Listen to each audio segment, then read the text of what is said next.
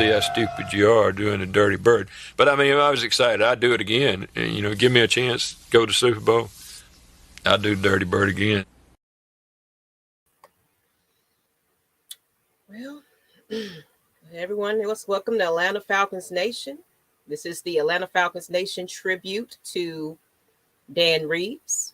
Welcome everybody to the Friday Night Madness show. So the beginning is a much needed episode for one of the greatest that has changed the culture of the Atlanta Falcons organization.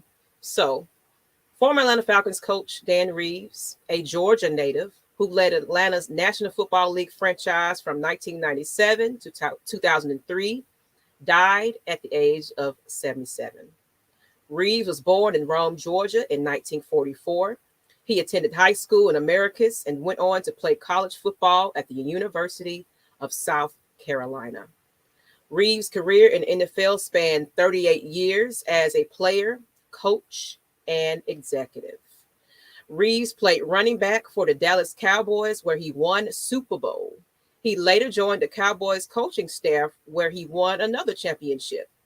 He served as head coach for the Denver Broncos, New York Giants, and as well as the Atlanta Falcons. All in all, he took part in 9 Super Bowls. I'm going to do a moment of silence for Dan Reeves, everyone. So let's go ahead and do that.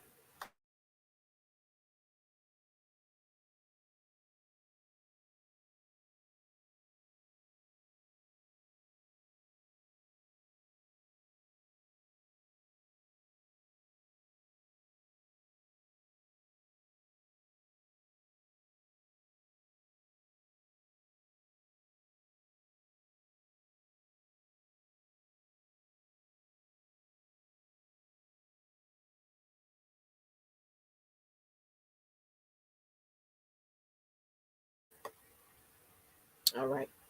Moment of silence. What's going on, everyone? How are you? Welcome to the Friday Night Madness show. And today we're just wanting to talk to this great man. As you guys can see, I'm a little better today. Y'all catching me with no lashes today, but whatever. Doesn't matter. So let's start. Who wants to kind of build some thoughts, and then we'll go to the chat and see what everybody else is talking about. Who wants to start? Just their memory of Dan Reeves. I like to kind of talk about before kind of his path before getting to obviously the Falcon stuff, but I think what's important for people to understand, and this is why I preach being patient. Like Dan Reeves was one of those coaches. Yeah, he started out. He started out with Denver, and one of the most important things in his career, in my opinion, that he was the guy, really behind, guys like John Elway, and everybody know the story behind John Elway. He started out slow. He started out one of the highest, one of the most talented quarterbacks to be drafted. Started out kind of slow, ended up, in Denver, and he played a significant role in the Hall of Fame career of a guy like John Elway. But he started out slow, kind of picked up. He ended up getting fired, and he's one of those guys that they grind. They grind their way to the top. He learned from a lot of his mistakes. Okay, he's not one of those coaches that immediately came in and earned very little and was handed guys like Aaron Donald. Like he wasn't handed anything. He grinded his way to the top. And then he took those lessons that he learned from a lot of his failures in Denver and other places. He took that, molded, and created an offense, a defensive plan from his mistakes. Okay? This is important to say this. From his mistakes, from his failures that we see constantly here in Atlanta. A lot of failures that have been here in Atlanta. This guy came to Atlanta and he changed the culture. And he believed in a guy, an African-American quarterback that a lot of people wanted no parts of. Nobody wanted any parts. And excuse me, this is I'm passionate about this. Okay, what I'm about to say is I'm really passionate. Nobody wanted to give Michael Vick a shot. But this man from Americus, Georgia, and everybody know how Georgia is, okay? Georgia has the stigma of being, very quote-unquote racist. But this man from Americus, Georgia, gave a shot to an African-American quarterback that nobody wanted any parts of. They said he could not make it in the NFL. And guess what? This man traded the farm, went up, got Michael Vick, and he brought him to Atlanta. And the rest is history. Michael Vick is one of the most iconic quarterbacks the NFL has ever. He took the league by storm. He created the DVD, Dunn, Vick, Duckett, Algie Crumpler, the defenders that he brought in. He was the team president. He brought in guys like Wade Phillips, gave these guys a shot. Greg Knapp, who was the offensive coordinator for him. This man deserves more respect because he gave us one thing that we should never forget, and that's a Super Bowl, the first Super Bowl in his organization. This man deserves a spot in the Hall of Fame, and it's a shame that he did not get there, but we're going to get Mr. Reeves there. He deserves that. And that's if anything goes out of this, even talking to guys like Terrence Mathis, Terrence, I'm going to just say this right.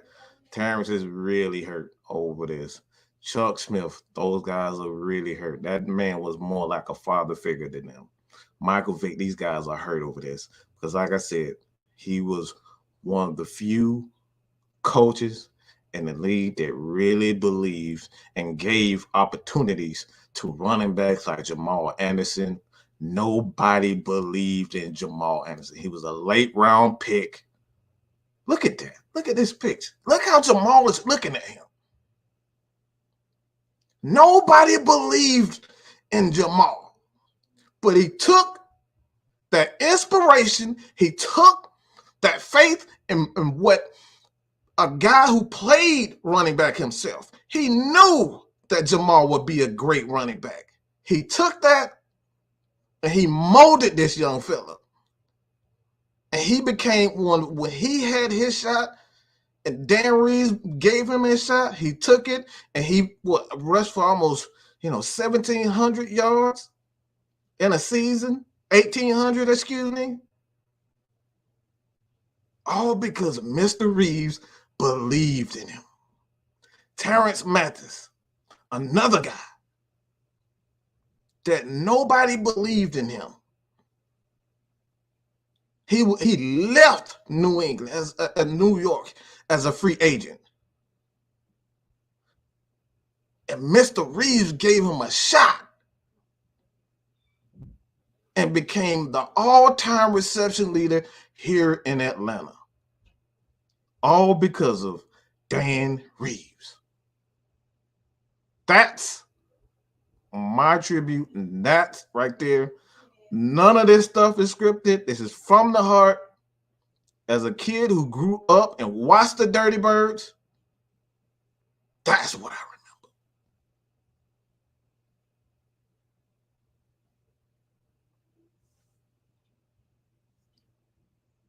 What you got, K Styles? Because I'm feeling it too. Yeah, I'm kind of. This kind of hits me. This one hurts because, like you said, especially coming from me. I know I kind of got into football a little bit later at the time, even though I've always kind of grown up around like watching the Falcons and stuff. But like for me, kind of paying attention to the game itself. One memory I have, and this ain't even on the football field. I'm gonna elaborate on what Mike was saying, but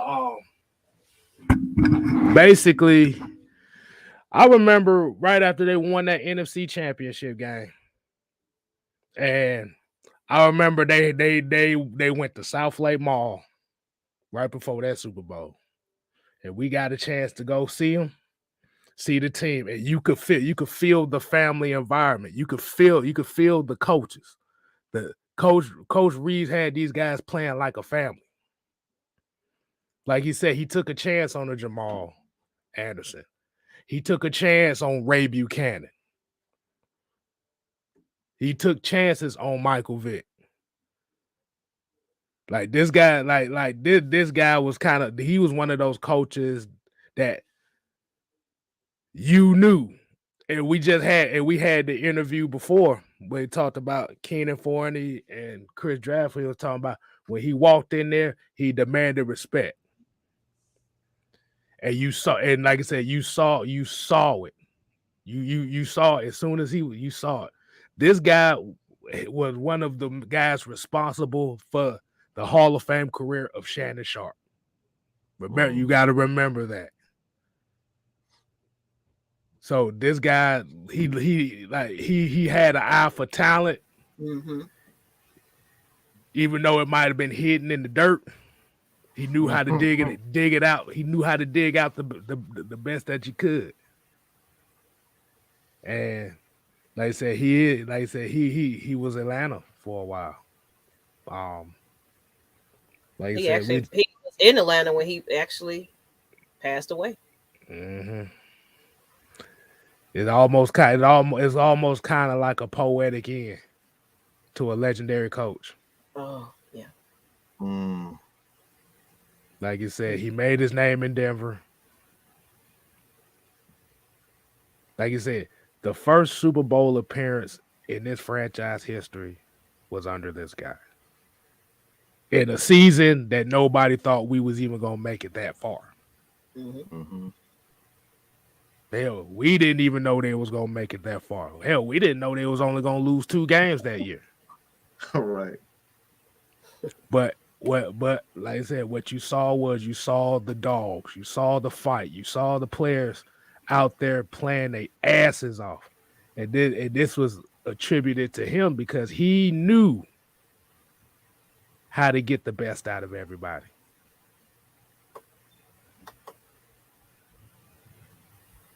It's crazy, man. It's like you said, we losing a lot of people, but as a Falcon fan, I think this one hurts a lot. It hurts a lot because hell, even he was one of the brains behind Georgia State having a football team. So like I said, he knew how to find gems out of the dirt. And Shannon, one thing Shannon said that stuck with me is that we don't see a lot of is, coaches where he said on his show, he was like, he was on the brink of being cut. He had been cut for the team. And he made a position for him. He literally made a position for Shannon because he believed in him, and he had to, sell the coach on keeping Shannon. He was like, "This guy's going to be," and like I said, this man fought for his players, and that's that right there is that's like I said, that's everything because like again, Michael Vick, he set the world on fire before he even got to the NFL. Like he was college, he was everything in college. You couldn't watch a college game without a break. Oh, let's go to break to Virginia. Virginia Tech. Michael Vick, the great Michael Vick, just rushed for 200 yards. Like this is what Michael Vick was before he got here. And the question was almost like Lamar Jackson, where people were questioning whether or not he can be a quarterback. So he was on a lot of scrutiny from his peers to like, this guy's not going to be in. This is why San Diego didn't want to take him, because they were questioning whether or not he was going to be a good quarterback. Michael Vick, I would say this about Michael Vick, and I can honestly say this now, is because he knew that this man was not BSing him. You could look at the picture where you guys can see the picture. I don't know if we got the picture, but the picture of him looking in Michael Vick's eyes. Oh, I didn't put that in that one. I didn't put that one up. That picture is everything. That's how you get players behind you. That's how you get people behind you. Sincerity, honesty. Mm-hmm. The look that Jamal. Terrence Mathis sent us a picture today, and the look that he had. Yeah. I can put that back up. The look that he had, he looked at those guys like they were his babies. You know what I'm saying? Yeah. Mm-hmm. They were his babies. And he said this made him tear up when somebody sent that to him today. Mm-hmm. Like a loving father. Yeah. A loving embrace. Mm-hmm. Look at that. It's nothing fake about that. We live in a time where people are making hundreds of millions of dollars to play a game. But this right here, this is what coaching is about. And I want to add, to it, for one thing, like K Styles and Matt Mike said, yes, I watched the Falcons all my life with my father, but it was around this time when I really understood the game of football. Mm-hmm. Back then, you already knew that the Falcons wasn't even on TV. Mm-hmm. It was all about the Cowboys. So I was seeing more other teams versus the Falcons. Let's get real. Mm-hmm. So this team, well, prime time, of course, but this team made me love. And one thing I'm going to say that I want to say that Dunn said on a previous interview I was just going through, he said this team made him proud to be Atlanta Falcon because of the energy it brought to the city. Like, they sleep on this town, but we had everything. And William, if you were watching, put your thumbs up if you was watching. I would definitely let you come on and put some, words up. If you was watching it during that time, you can put some words up too, because I didn't know. I didn't ask. So we're going to have William on the screen too, if he want to throw some words in, because I didn't even know his history. It's kind of interesting. But I'm putting you on the stream. So the whole city, it was almost like how you go to the Saints, New Orleans. Everywhere you go, you got Saints everything. At that time, you had the Letterman jackets, you had the old logos, you had the Dirty Bird dance, you had kids in school in gyms doing the Dirty Bird dance. You had the song Atlanta Falcon win, do that Dirty Bird. Yeah, I remember that. Like, it was just, I can't find that song anymore, but it was fun. It was exciting. You wanted to be there. Then you brought in Michael Vick. You couldn't tell me nothing about my Falcons. It's like, I got Michael Vick on my team, So that was definitely, Mike, if you could find that, I would love to have that picture up later on, because you got the post. I want to see it. What that energy was. And he took care of that man. Hello. So I just feel like this was my era, even though I was watching for a long time.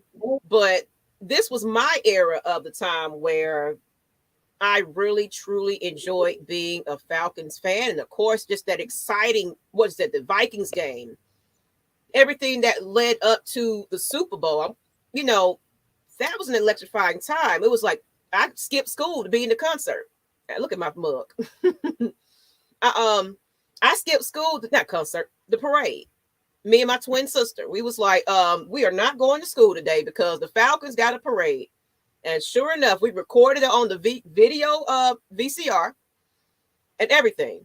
Like, I wish I could find that tape, you guys, because Dan Reeves was doing the Dirty Bird on stage. It was like, Dan Reeves, do that Dirty Bird. They was on there, Jamal Anderson, everybody, Chuck Smith, all of them was in there doing their thing, you know? And that was an exciting time, you know? So he just needs to be honored. And the Atlanta Falcons, like Terrence Mathis it's like they need to do him a real tribute, not just a picture on the post. It needs to be an actual tribute right before this game. Mm-hmm. That's what I believe. So, Will, you want to add something about Dan Reeves? Did you want to add anything to that? Yeah. What I first noticed and what kind of first turned me on to the NFL, I tuned into a Falcons Vikings game, and I vowed I said the team that wins this game is going to be my team, and that had to be the day where Michael Vick just decided to run absolute roughshod on the Vikings D. So I was like, yeah, I'm repping with these guys from now on. My memories of Dan were toward the end of his career, but I mean, the credentials speak for themselves. I mean, 9 visits to the Super Bowl, 4 different teams, the amount of Hall of Famers that he brought along. It's a no-brainer that this man has to be in the Hall of Fame. We need to put more respect on his name, in my opinion. He doesn't get mentioned enough along the sort of the upper echelon of coaches, for me. Yeah, I agree. You know, that's why it's unfortunate he didn't get the Hall of Fame, you know, because it's like 9 Super Bowls appearances. And the love that the team had for him, the players. Mm-hmm. You know, the superstars he brought out. Everyone wants to remind us of Belichick. And you're breaking up just a little bit, William. Just a little bit, just to let you know. But that's the picture.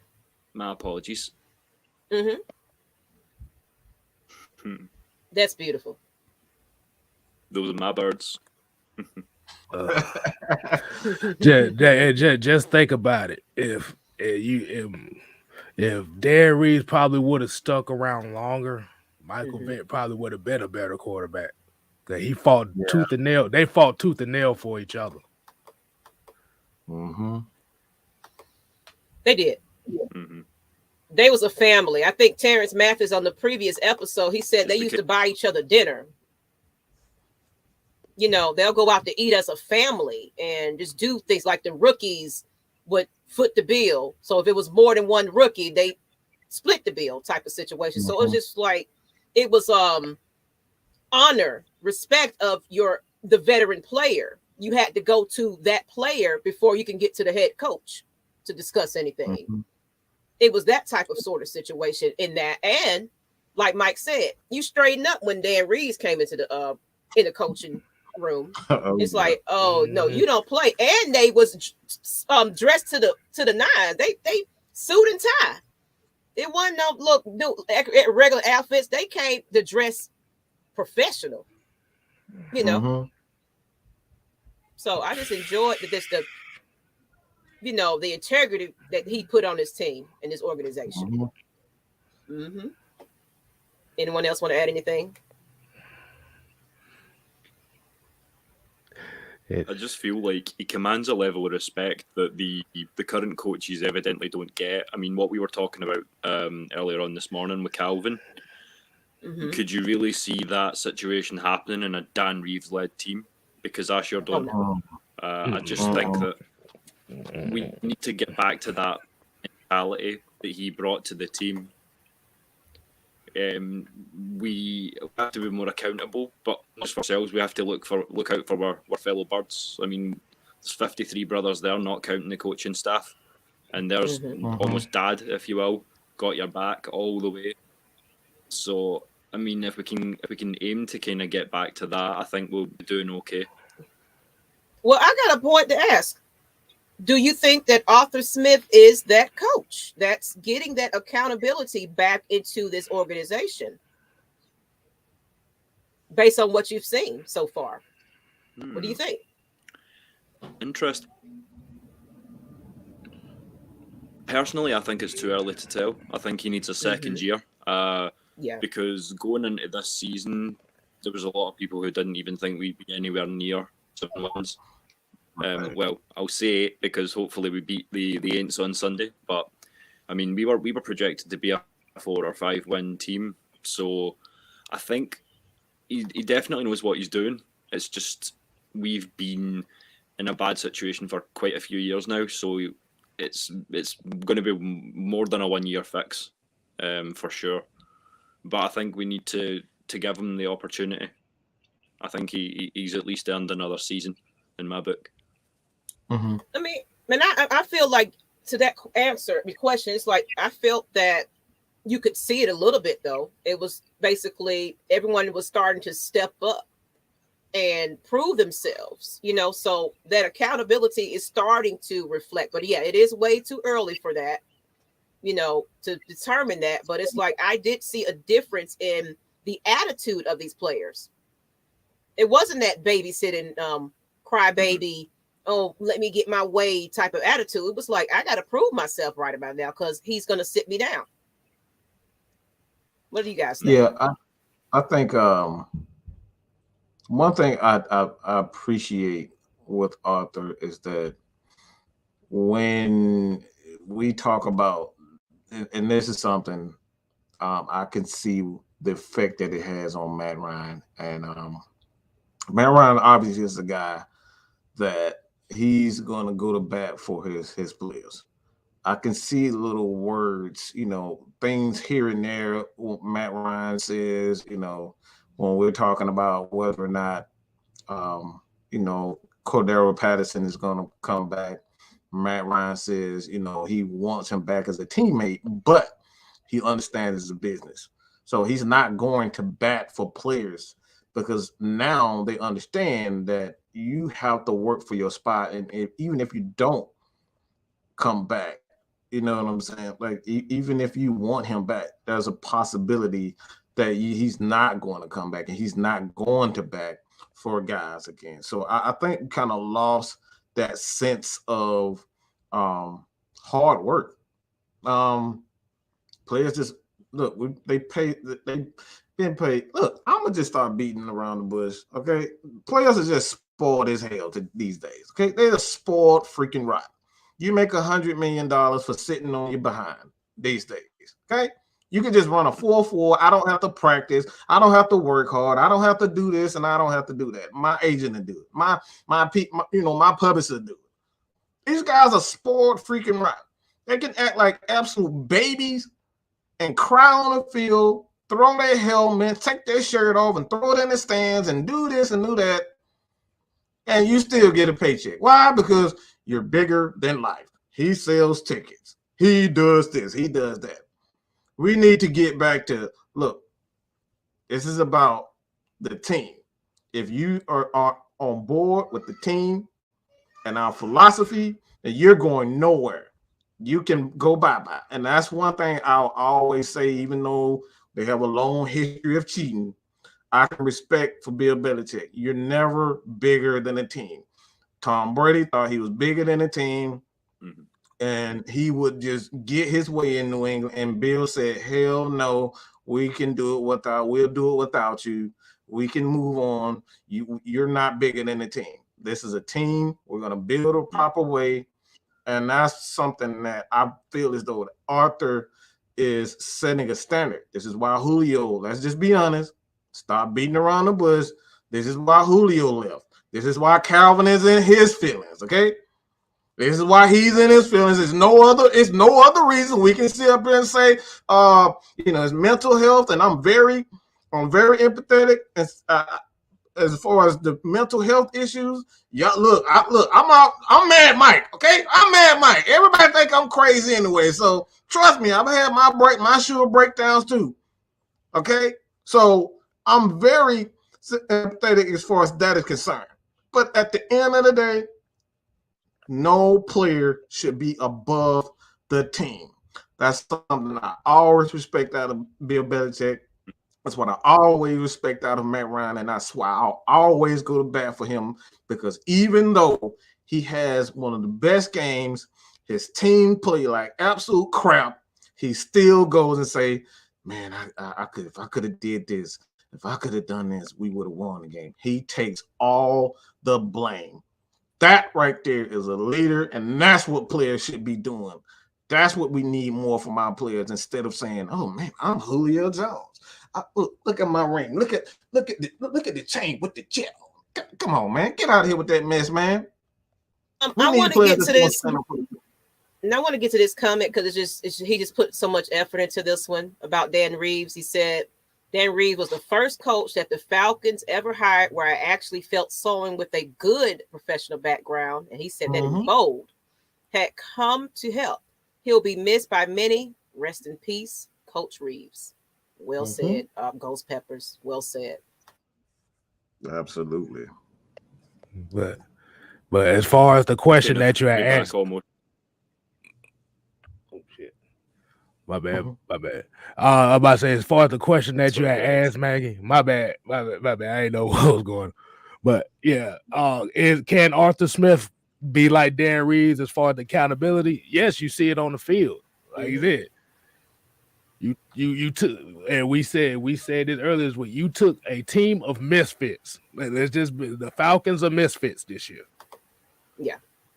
And did more with them than what the previous regime did with the team the last 3 or 4 years.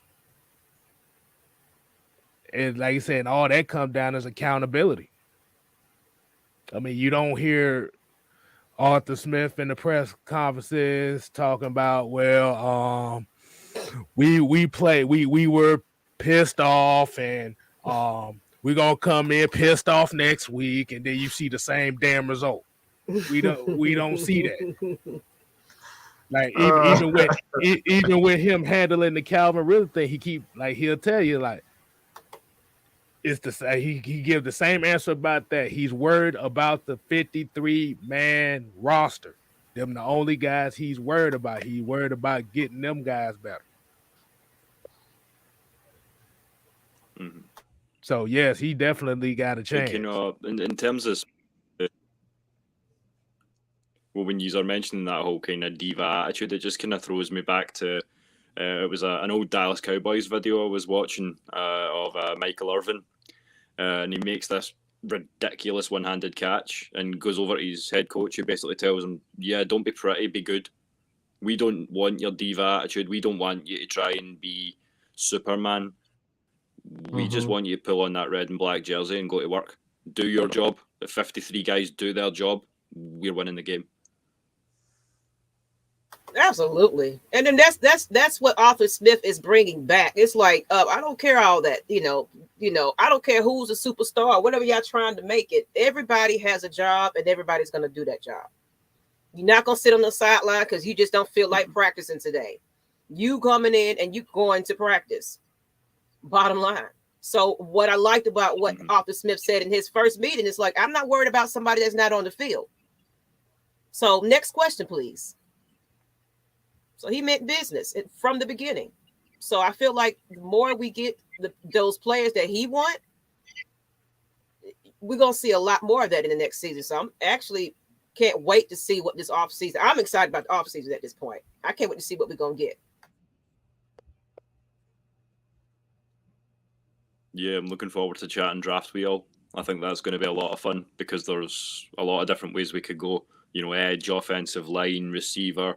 There's a few places we could bolster up. So be a few interesting chats coming down the line. Yeah, and we did last season. We did a whole 3 days of just full draft show. I don't know what we're gonna do this year. I don't know if we're gonna end up doing that again. I think we were saying we're gonna do shifts, but we sat through the entire first 2 rounds and a little bit of the third. I think wasn't it the third too? Yeah, that was long. Yeah, that was me and Mike we did overtime that week. But and it's funny because people sat there and watched it with us the whole time. They remember parts, especially when the Kyle Pitts came. That came. Everybody was on here like, yeah. And then of course we would see in the chat, oh no, we didn't get a quarterback. Oh my God, panic everybody. So that our reaction, it was hilarious. I think we had who we have on there? Will McFadden, I think. Matt Carroll. It was Matt Carroll. So we all in here cheering. That was fun. So we're gonna do it again this year, but we're gonna do it in shifts. Me and Mike is not gonna sit down for 5 hours with y'all. Oh, man. I'm taking a smoke break. I'm walking away. You gonna be there? As the new blood, I'll put myself in the hey. If you guys want to. So we got to volunteer. Good. We're gonna need shifts. We're gonna need everybody to put all punishment.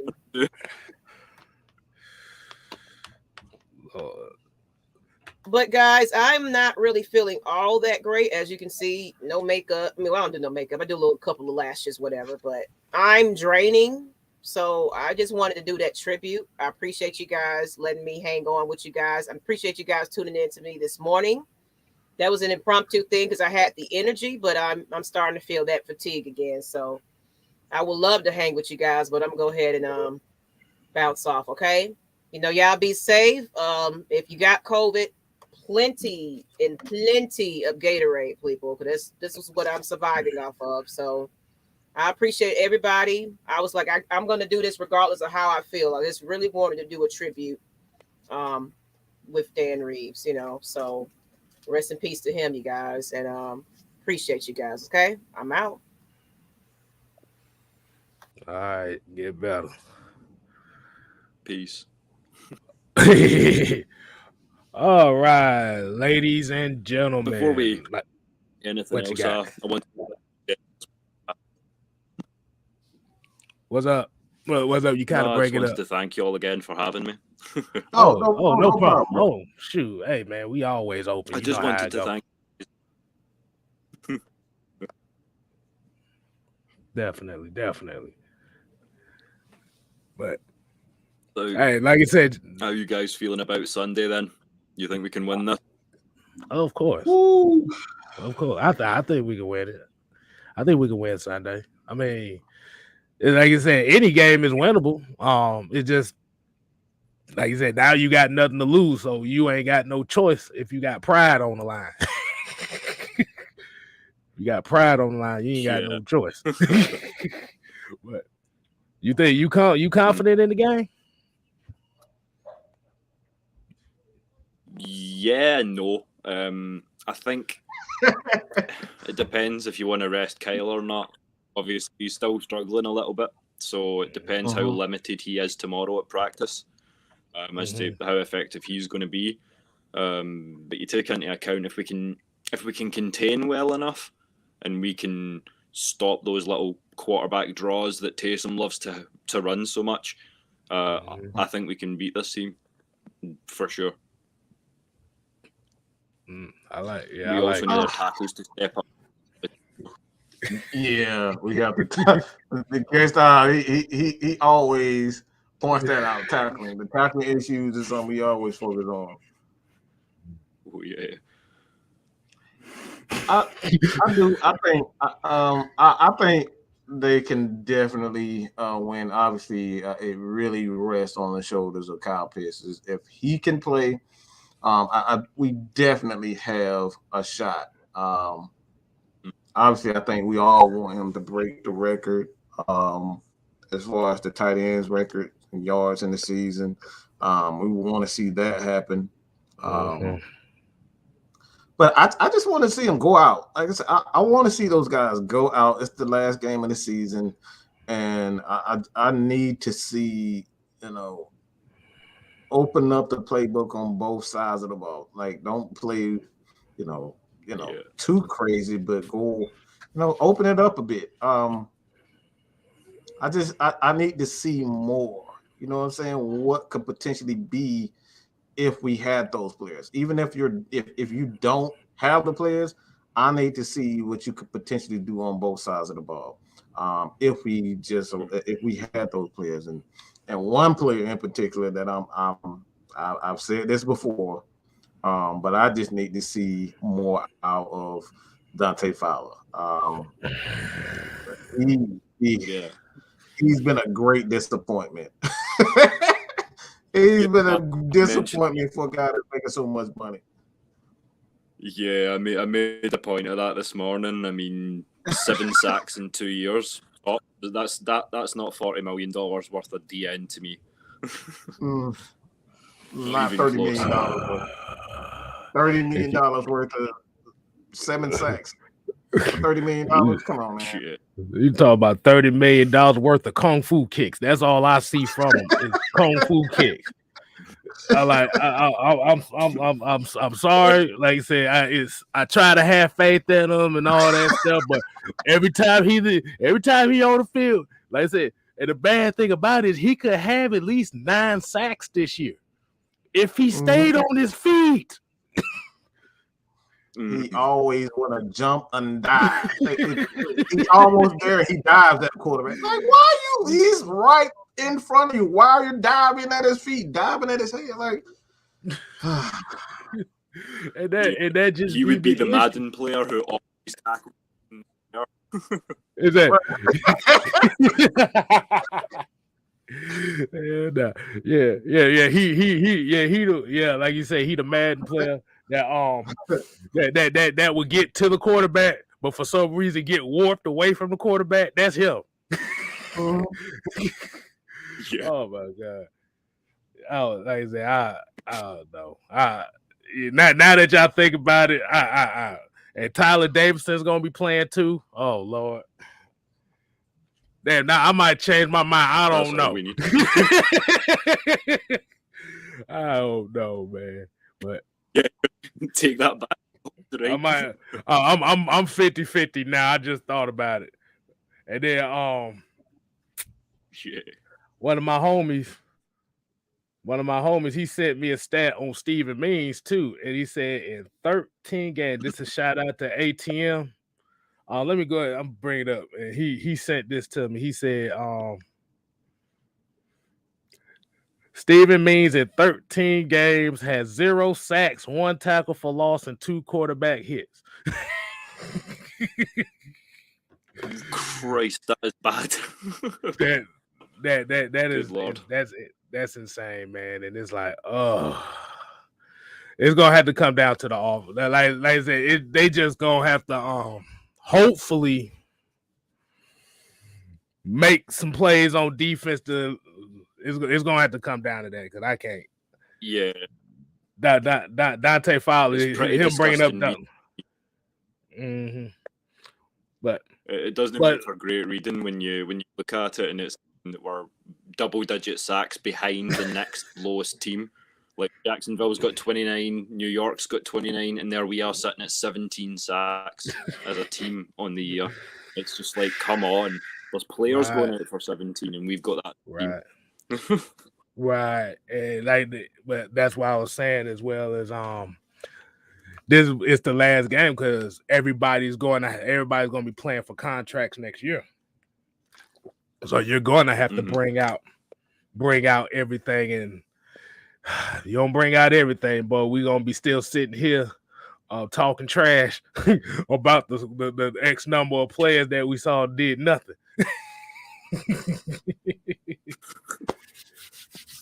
But so I'm about to say, so as far as the season went, how did you feel? How you feel about how this season went for him?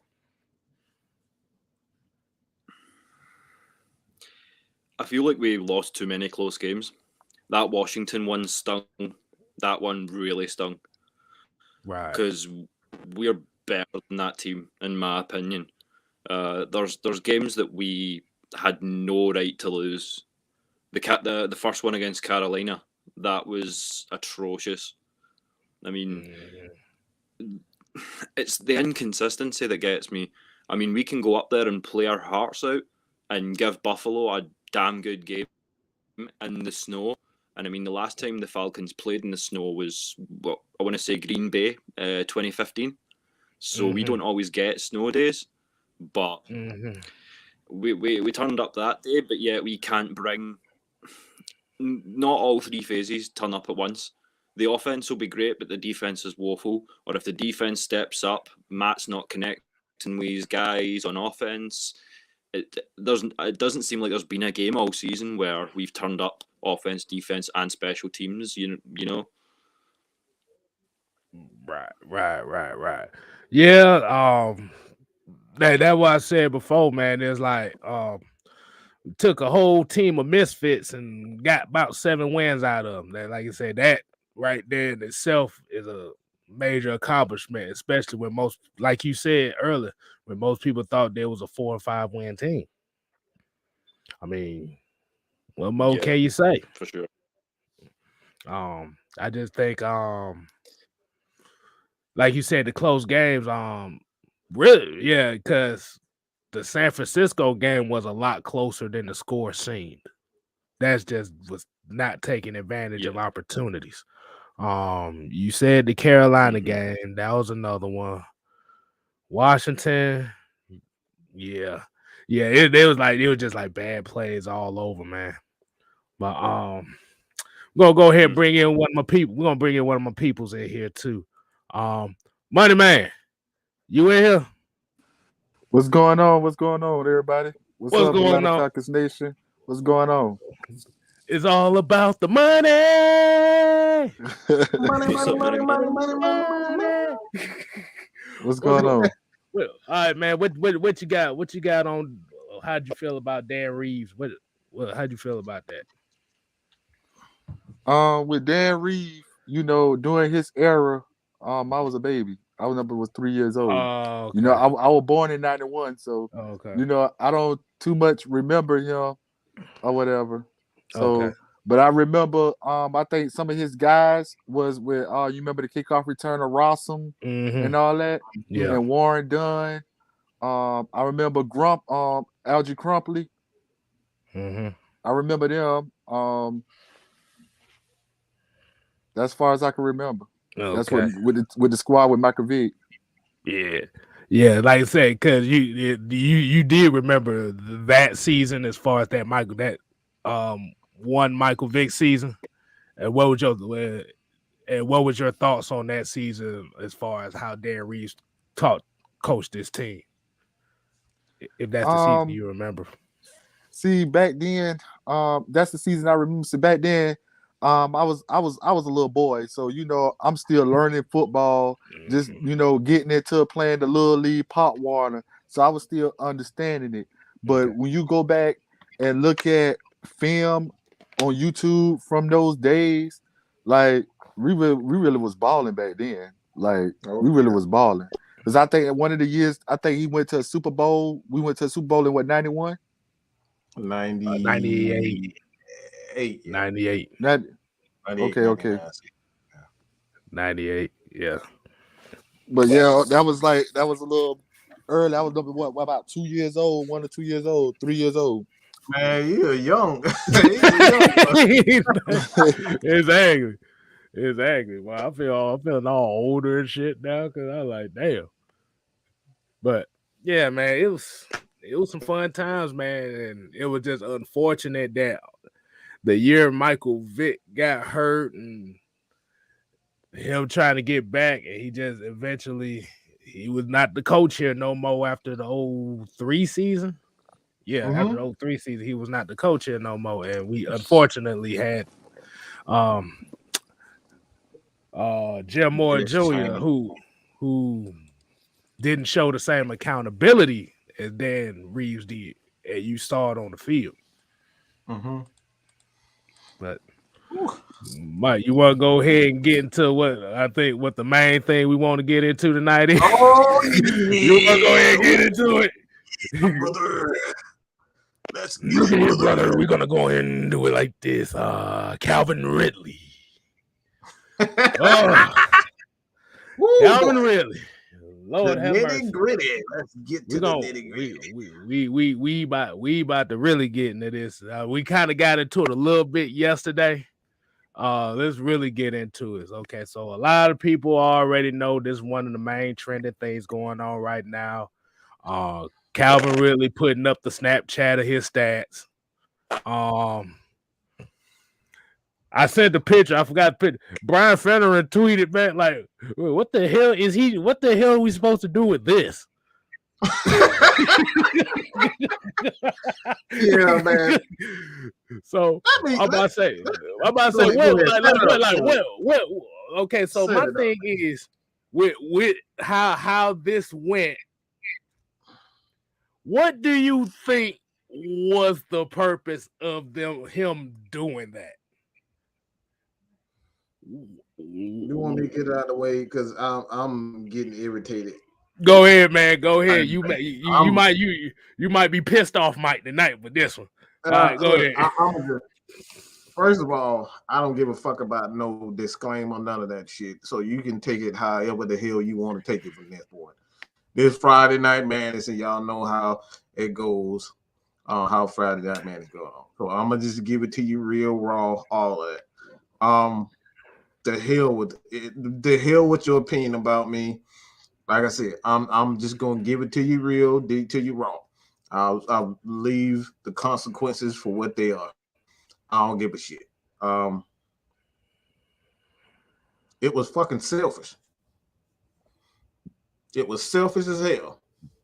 I'm not gonna get into the mental issues. I'm not gonna get into that. I'm talking about the actions itself. It was selfish as fuck. Your teammates, okay? Like I said, Matt Ryan is he's on the field getting his ass kicked. Jalen Mayfield, this guy's been thrown into, he's been thrown in the fire as a rookie offensive lineman. He getting his ass beat. Matt Hennessy, this is his first full year as an offensive lineman. He's getting his ass whooped. We have no wide receivers with experience other than Tajay Sharp. These guys barely have 4 years experience in the league with significant playing time. Zacchaeus was a guy who was a role player. Again, yeah, he's been in the league, 2-3 years, but he hasn't had significant playing time. So if you left these guys on this team thinking, oh, Calvin Ridley's going to be the star. Okay, I know he's going to be there. This is my guy. He'll never leave us. On to say he's gone. Mental issues. Okay, that's fine. Now, we're going to address the elephant in the room. Whether he was at the Alabama game or not, I heard several people that come out and said, yeah, they saw him there. Okay, let's just keep that. We've had several people say that he's been there. So I'm just going to say this. It was selfish as hell. This is about your teammates. When you're talking about team, the team isn't the Calvin Ridleys. This is not the Atlanta Calvin Ridleys, okay? This is about the Atlanta Falcons. You love your teammates. You're supposed to love your freaking teammates. You're supposed to be there as a teammate, and you are a captain. They chose you to be a captain, a leader amongst on the offense. You were chosen to be, and you took that on. So even if you're not there, stand on the sideline, clap. If you can't walk, if you don't want to be there, tweet something. Your fans, they believe in you. They love you. Little kids, look, my nephew, there's a lot of kids out here, they idolize and they want a Calvin Ridley jersey. You know how many people that spent so much money their hard-earned money just to get a Calvin Ridley jersey, and then the next thing they know, they see Calvin Ridley. Nope, Calvin Ridley, he's not there. He wants to tweet a picture of his fucking stats. Not everybody, not.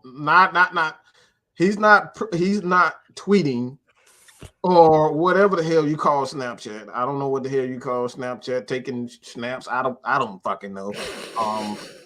Whatever the fuck it is, it was a picture on there. It's a damn picture. That's who the hell? I said, who the hell even on Snapchat? Who the fuck is on Snapchat? Oh, you know what? And you just brought up a good point. You just brought up something I just thought about. Maybe the reason why he put it on Snapchat is because if you put a picture up, it only lasts a certain amount of time. Yeah, it's only 24 hours. And he didn't think nobody was gonna catch on. Somebody caught that. Somebody caught it. So, like I said before, I don't give a damn about none of that mental issue. Look, we're talking about his actions. About his actions. Because when we talk about mental health leaves a trail. It used patterns. Anybody who's had any type of mental issue, they've had some sort of breakdown, whether they're not eating, they're not talking, they're not leaving their job, they don't want to be around their friends. It's something. Patterns. This guy wasn't arrested. He didn't beat up a woman. He didn't get beat up. He didn't run from the police. He didn't get caught with a pound of weed in his back of his car. It was none of that shit. He's been a perfect goddamn angel. He's been a perfect fucking angel, okay? And like I said, excuse my damn language. He's been a perfect fucking angel, and we're supposed to believe I have mental issues. I'm telling you right now, I've had breakdowns, and I was far from a perfect angel, okay? Yeah, boy, man, Mike was perfect, far from perfect when I had my issues.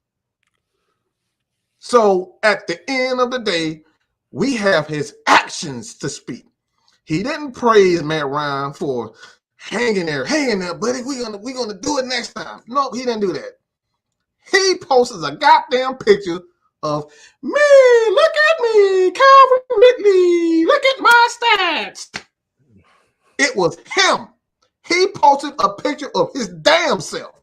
He posted a picture of him, not the team stats, not Matt Ryan's stats, not someone else. He didn't post a picture of the team was 8-9 or 7-9 or whatever the hell we are right now. He didn't do that for the team.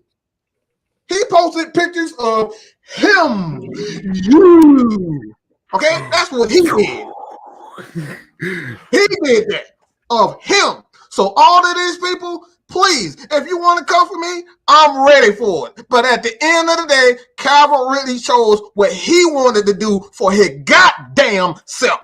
It's him. He focused on him, and that's why I have the damn problem there. Not the team. He wanted the focus to be on him. Not the team. And that's all I got to say about that. Yeah, man. Okay. Be honest with you, I feel like he took I ain't gonna say like Mike said, like I've been thinking, he literally took a dig at the whole team by doing that. Like most people might not think, okay, he took a picture of his stats. Okay, we see the career, But think about the year the Falcons are having at the as a receiving core in itself. This is literally one of the rated worst receiving cores in the league, statistically and visually. So when you put something out there like, look at my stats, you're basically throwing shade. He's basically throwing shade at the other guys that are still out there. Now, when we talking about the mental issue thing, you got a guy on the team that's an advocate for mental wealth mental health awareness in Hayden Hurst that you could talk to. But he chose not to. To be honest with you, I think Calvin's been talking to Julio this whole season. Think about this for a second. Calvin really went out with mental health. With mental health. Julio literally went out around the same exact time, even though he was hurt and ain't played since before last week. You got 53 guys out here who's busting their ass, trying to play the best they can. Even though, like I said, we talk shit about, okay, this team is not that good. We know they're not that good. You're a captain for a reason, bruh. You're supposed to be a leader. And the reason why we're coming at it like this is because if we find out that this fool used the excuse of mental health as an excuse to wanting to get out of Atlanta, you can forget about trading him for anything higher than a 4th round pick because that looks bad in locker rooms. I know y'all don't want. I know y'all thinking 1st round, 2nd round pick, but stuff comes out, and if he used this as an excuse to get out of Atlanta because his homeboy ain't here, ooh, it don't look good for him. It don't look good for us. We literally lost 2 of our best receivers literally in the same year. Think about that. All right. Let's see. Gonna bring on. We got some folks in here. Hey, I want to touch up on that too, Styles. Go ahead. What you got for us? All right. You remember the first time when Calvin really went out, right? Mm-hmm. Same exact thing what you just said. I said it. And you remember you and Mike, y'all laughed at me. You remember that? Y'all laughed at me. I said Julio in that man ear. I said I want to be surprised if they get him if Tennessee try to buy out his contract next year so he could be back with Julio. Oh yeah. Because like you got to realize when that man came to Atlanta, Julio embraced that man. So his whole career he been playing under Julio, and now Julio is being snatched away from you. You gonna feel like nothing no more, right? You gonna feel like your dog, your best friend just died, right? Mm-hmm. That's how he felt, and he felt like he couldn't do it no longer. He couldn't do it no more without Julio, and it got him mentally, and he did that to get out of Atlanta. Because you got certain players can't play with nobody but that player. Right. Just like with Tom Brady and Gronk. They had that connection. Right. Man. But before we get to the next one. If it's true that he's put these stats up just to troll us, trade his ass to Jacksonville. I don't give a fuck anymore. Like, honestly, if that's the way he wants to be, get him out. Yeah, man. Because like I said, it's like every move that he done made, every move this year, as far as Calvin, and like with Calvin, has been real fishy. It don't look right. But before we get some more other people on here, I see you, LT. I see you, TJ, in the back. Let me get this $5 super chat here. Big Sir said Roddy White, the only wide receiver out of Alabama, out of an Alabama school that was loyal to the team. Alabama Birmingham. You can draft out the state of Alabama, just don't touch the UA and you'll be fine. Say don't touch the Roll Tide. They ready to get out of get out of soon. All right. Miss Travis, why you coming on here like that? Why? Oh Lord. Why? They can call on Tyrone. Hey. How y'all doing tonight? What's going on, man? What's going on, Not man? too What's up, bad. How you LT? doing, brother? LT, I think you muted. Yeah, I'm sorry. I'm my bad. I'm my bad. But I just want to do. I just want to come out and say that mm, I'm sorry, people. Y'all gonna hate these languages that's going to come out. But that boy played pussy again. 2-1 played pussy this year. Oh, Why in the blue fuck? We don't hear nothing for you for 2 months, 2 whole damn months, and all of a sudden you posting you on Snapchat. Look at my stats. But what damn stats? Where you been at? I said this. I was talking about this earlier. So he doesn't use Twitter. He doesn't use Instagram. He's usually on Snapchat. So that's how I kind of sort of keep up with Calvin. So this summer, Calvin Ridley went on a vacation with a couple of guys, and Julio was what I think. I don't know, somebody sponsored the vacation. They was in this big hotel in Vegas, and they were partying and gambling, all of that. And he had it all on Snapchat. All season he was posting up. Y'all know he's a car head. So all the cars he got, he's posting them, all his cars, all them big cars and all this. And then out of nowhere, we get to the season, he was posting like, practice pictures, and he just stopped posting. So you've gone off of all your social media for 2 months, and literally you just popped up and was like, all right, let me just post these stats real quick. That's something Antonio Brown would do. That's really something Antonio Brown would do. Like you're pulling how people call wide receivers demons, and this is just showing you like y'all proving them right. There's only a certain few wide receivers that are actually like that don't think that like, because okay, you're a wide receiver, you're an athlete. You don't probably play quarterback before you done play running back. When you a wide receiver, you probably done play by every position. But they chose to put you outside because you was fast, you can catch the ball. That's why you don't play DB, because you can catch. DBs can't catch.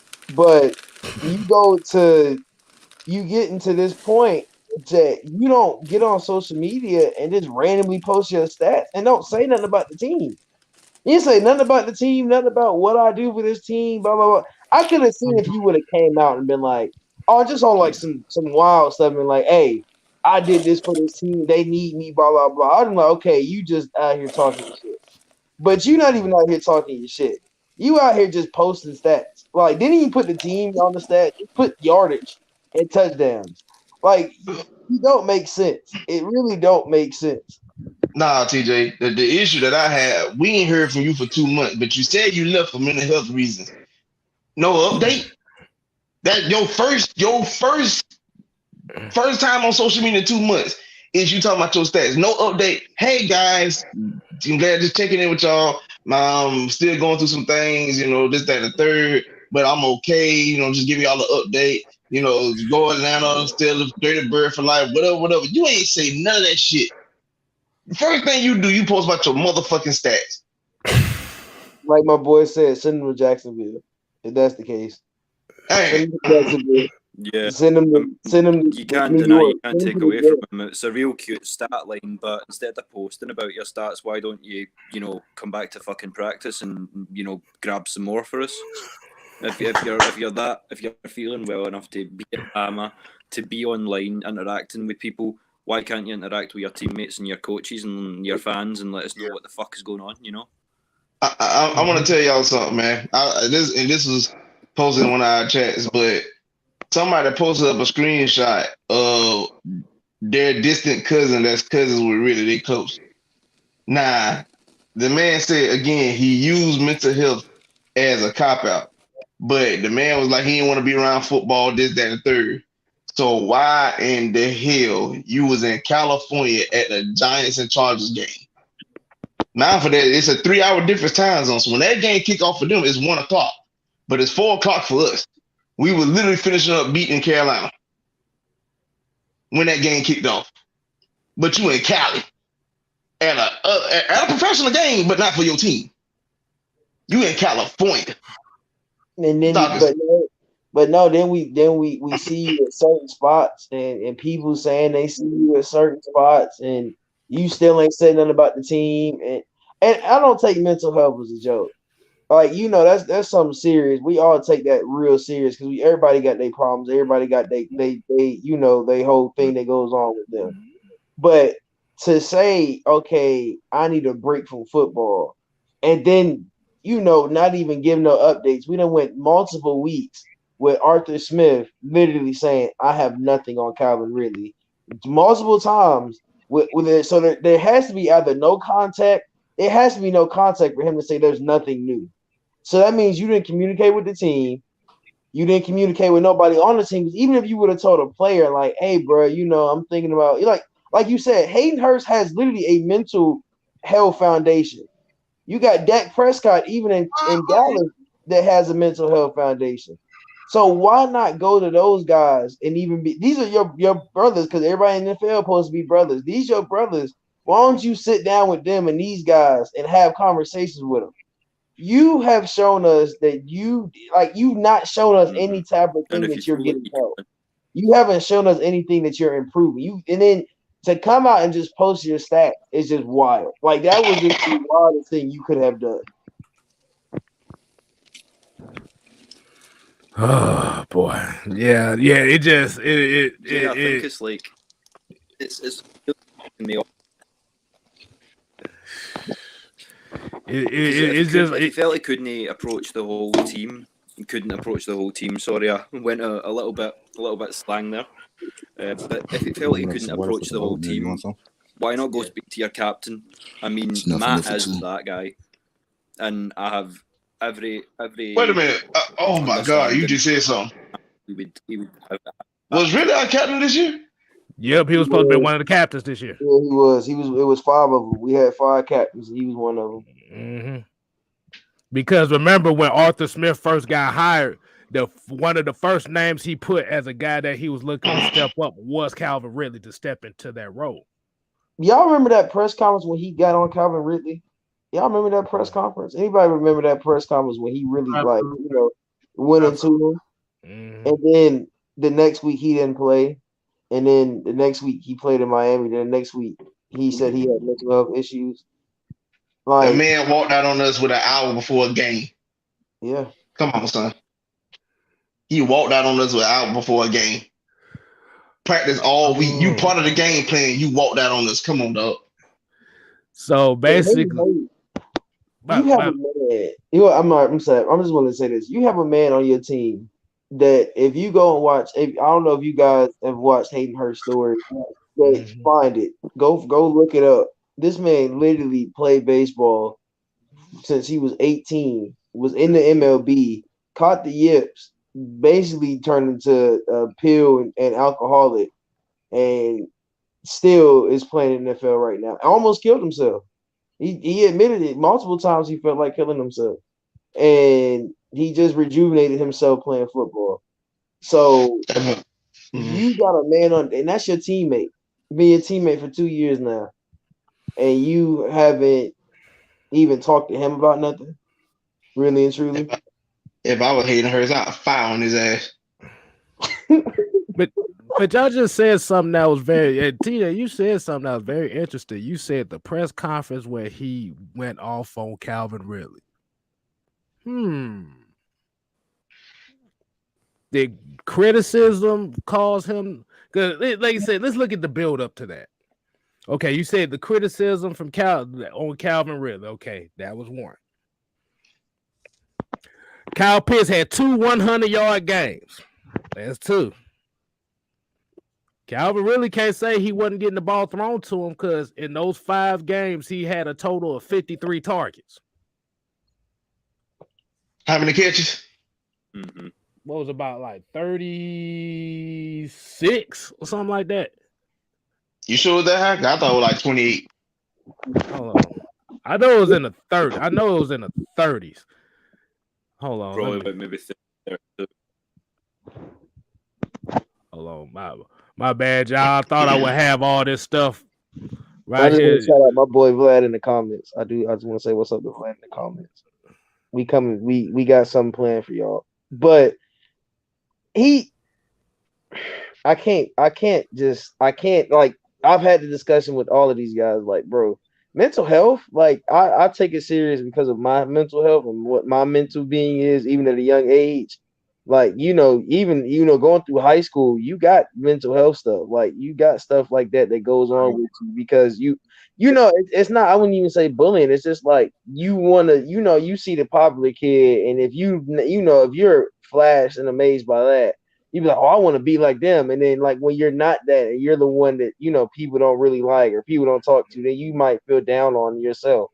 So I take mental health on a serious level because I've seen kids be cut up, arms cut up, legs cut up because they feel like they're not a part of something or they're not a part of being in that group that people like. I've seen people go through dark times. Everybody know that kid that walk around with the hoodie all day that you don't never talk to because he's supposed to be weird. I talk to those kids because they never really had no friends. Like you got to think from a certain age, they've never really had cool. Like they've never been the guy that everybody want to talk to. You have to talk to those guys, and for you to take this route and say my mental health is so bad that I couldn't perform on the field is a way of saying, and then you don't pop back up and don't say anything about, yeah, I'm getting therapy, I'm getting help. All you said when you left was my mental health is in the right state. I don't want to play no more. You didn't even say, well, I'm going to go get help. If y'all go read the statement, he said nothing about going to get help. He said nothing about any of that. He just said, I'm taking some time away. So what was your real process? Like if you look at all these keys, I had to go back and look at it. You go back and look at these keys. He been throwing little shots. He been throwing little stuff like, bro, he's not that, like he really has shown you his butt to kiss. Like he done pulled his hands all the way down to his ankles. They not even on his feet. He ain't got nothing on. He just bent right over and said, kiss it. Like, that's exactly what he's doing. In other words, he Vince McMahon, and we all a part of the Kiss My Ass Club, huh? Yeah, literally. Damn it, kiss my ass. Speaking myself, but yeah, I totally get what you're saying, brother. I mean, speaking myself as someone who plays football and who suffers from mental health issues, I don't care if I'm not in a fit state to compete. I'm still repping that sideline, and I'm sorry he left us hanging for the London game. Yes, sir. He didn't have to play if he didn't feel capable, but he should have been there with his brothers. Mm-hmm. So I know that game's important for y'all. Like y'all don't, especially as a Falcons fan in London, because we don't get games in London like that. So to be in London, and then you don't even get to see the star. You're supposed to be wide receiver one because he said he can't make it. It's just crazy. Mm-hmm. So from what all this sounds like to me is he thought he had the Julio treatment and found out real quick that shit wasn't gonna ride. Mm-hmm. And one of our guys I was just on the call with that discussed it. He was talking about Dan Quinn as a coach. He was like, Dan Quinn wasn't as bad as people made it seem like he was. It was like he was just like a lot of people didn't like him because he was loyal to Matt Ryan to a fault, and I was like, no, that man.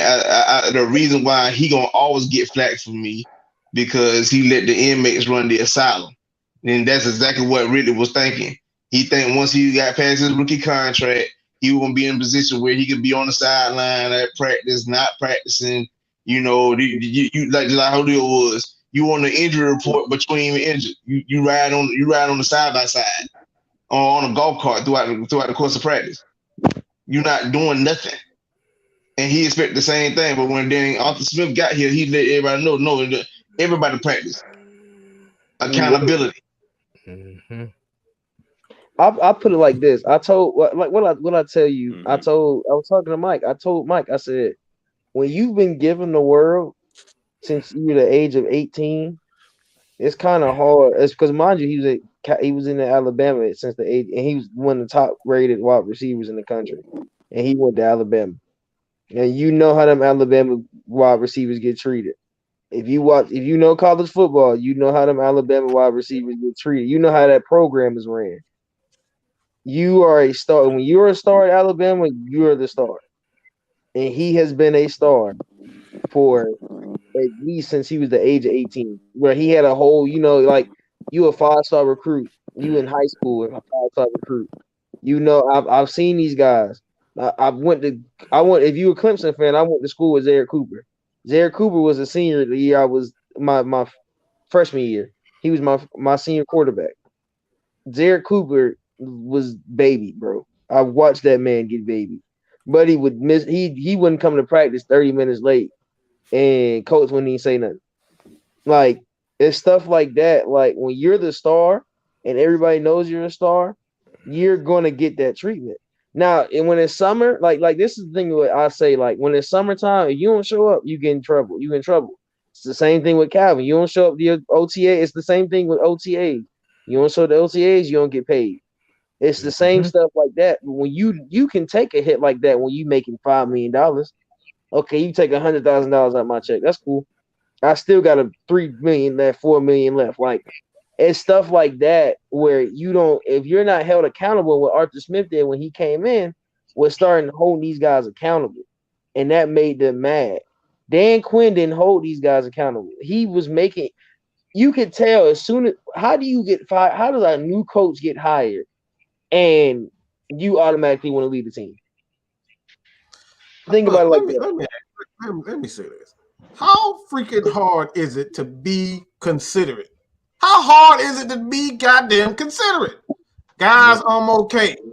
I hood up everybody. I tell people all the time. Look, if I'm going to someone's house, if they came to my house to see me, I always say these two things. Call me when you get home. I'll call you when I get home. Just being considerate of the fact that they may be worried, they want to see me, get home on time properly. Okay? How freaking hard is it to just show people that care about you, even if your fans? If people haven't heard from me on social media, and I know people's like, man, these ain't your real friends and all. Look, there's people out here that really do care for you, care about your well-being, who are your followers. And like I said, these people are genuine. How hard is it to just be considerate? And that's what this is what it all comes down to. All right. All these silly clown ass comments talking about he don't owe you. Look, he don't owe you anything. No, he doesn't owe you anything. I don't owe anybody anything anyway, But consideration. Just be considerate. That's it. It don't cost us. That's free 99. It's free. It's free just to be considerate. You know what's so crazy about this whole situation? The fact that Arthur Smith or nobody has an update on Calvin Ridley. You know what exactly that sounds like? When Julio Jones avoided contact with Arthur Smith, Arthur Blank, and Terry Fontenot when he wanted to get traded. Avoided their phone calls and everything. Is basically the same thing. And people forget, he didn't just do this one time. He did it twice. He did it before the Jets game, and then he did it again versus Carolina. When he did it versus Carolina, I already knew what the deal was, but some people were in denial. I already knew he didn't want to be here. That Jets game, the Jets game, the Carolina game was when we should have known. Everybody should have known it was something. When he put that tweet out in the middle of the game, mind you, we was losing in the fourth quarter while we're losing. Fourth quarter while we losing, and you go out here and you tweet, "Yeah, bro, I just can't do it no more." Why did you? What was that? Where did that even come from? First off, that's the thing about it. It just can't. And Julio did this too. Let's remember this. Julio in 2017. Julio got that huge contract. Julio didn't show up to practice all summer camp because he won another $1 million. Y'all remember? It was 2019. Yeah, it was 2019. He did it twice. 2019. He got the huge contract. That was after Michael Thomas got paid. Yeah, because we redid his contract 2 years later after we paid him because he wanted more money. Let's think about that. And Calvin thought, okay, they treated Julio so good, they gonna have to treat me like Julio because I'm the new number one. I'm the new wide receiver number one. I'm that guy. You walking around with a big chest, and then your coach come up to you and say, nah, bro, you ain't built like that. Yeah, I ain't gonna treat you like that. This a whole different regime. You got a new GM, got a new, a new coach, got new other coach. All your whole coaching staff got fired. Your whole front office got fired. We got a whole new team in here. You are not gonna be treated like how Julio was treated. And imagine how that made you feel when you saw your best friend come in here. Well, your best friend when you got here, your Alabama alumni brother, you saw him at the same point, at the same team, get treated like a superstar, and then your year when you wide receiver one, you don't get treated like that. You get put in the you basically, and then you got your coach in a press conference telling you how bad you are. And you know what's so crazy too? Even though Julio pulled what he pulled, whenever he was injured, at least he was on the sidelines giving game and coaching the wide receivers. Like Calvin Ridley, you couldn't. Exactly. Yeah, you had mental health issues. You couldn't be out there on the sideline coaching these receivers up, giving them the game that Julio gave them, because Julio learned the game from Tony Gonzalez and Roddy White. Really, Yep. you one of the top 5 route runners in the game. You see what kind of talent we got in this wide receiver room. You couldn't give them the game. You couldn't at least support your team on the sidelines. Y'all Yeah, left and I mean, Kyle what's Pitts out really there to getting figure it out by himself. Left Right. him out there to figure it out. Like that's the thing that like At least Julio was on the sidelines when he was hurt. yeah. Like, it and makes the you thing about think. Julio, like I appreciate Julio for his time here. I don't like how he left, but while he was here, I appreciate him. I appreciate the years you gave us, these big games, these big yards, all of that stuff. I forever love that man for what he did in Atlanta. How you left us was a fuck you. That's what it really felt like. But when I think back on your career in Atlanta, I will love you. You can't keep doing this, bro. You can't think you're not him. You haven't been here long enough to think, oh, I'm gonna pull a Julio. You're not built. First off, you're not built like that. You're not even at the same type of level to be like, oh yeah, I can just do whatever Julio does because I don't want to Not be. even Roddy White. You're not exactly. You're not a Falcons legend at the wide receiver yet. You're nowhere near that. We have legends. If you go back and look at who we've had at wide receiver these last couple these, we'll go from the 90s on. We've had nothing but great talent at wide receiver. And you are not in that class yet. Mm-hmm. You're not in that class yet to do something like this. You're just not. Roddy White stayed here his whole career. And somebody said something about Gronk and Tom Brady. Gronk had a story where he was getting traded to Detroit and he retired on the spot because he didn't want to go nowhere else. You're not going. Even to Calvin's spot. You're not built like that. You're not an Atlanta legend yet. We love you as a player, but you're not an Atlanta legend. You're not built like Terrence Matthews. You're not built like Julio. You're not built like Roddy White. You're not built like I can't even think of half that 90s team that went to the Super Bowl. You're not built like those guys. You're not those you're not that wide receiver that we know and love by name. You're not that guy. Andre Bad Moon Rising. All of them, bro. You're not those guys. You're not into that group of categories yet. You had a great season last year. Cool. You were getting to the point of okay, we got Calvin Ridley. We knew the transition was gonna happen. We just didn't know when. And that was how it was gonna go. It was the same thing with Roddy when we got Julio. We knew the transition was gonna happen. Let me ask everybody this. I'm gonna start with William. Do you guys believe that basically the Falcons and maybe sorry, do you think that the Falcons kind of prematurely gave him the keys to the team, and he kind of ran with that and kind of filled his head? Do you think that? I'll blame my social I media think team. there was that gap of a year where we had no Julio, but we had to have a wide receiver one because we didn't have Pitts yet. We didn't have Patterson at that time, so we needed that big threat. Whether or not we kind of gave him the keys to the team, I'm not so sure. But I mean, what I wanted to say to y'all, and I mean, if you feel a different kind of way about this, then let me know. But the Carolina one, I almost expected them to do that. the Jets game is what pissed me off because he's shitting on the team. You could also say he's shitting on the league because it's not a right to go to London. It's an honour and a privilege, and he should have at least travelled, if not played. It's not put on for a piss take, for want of a better word.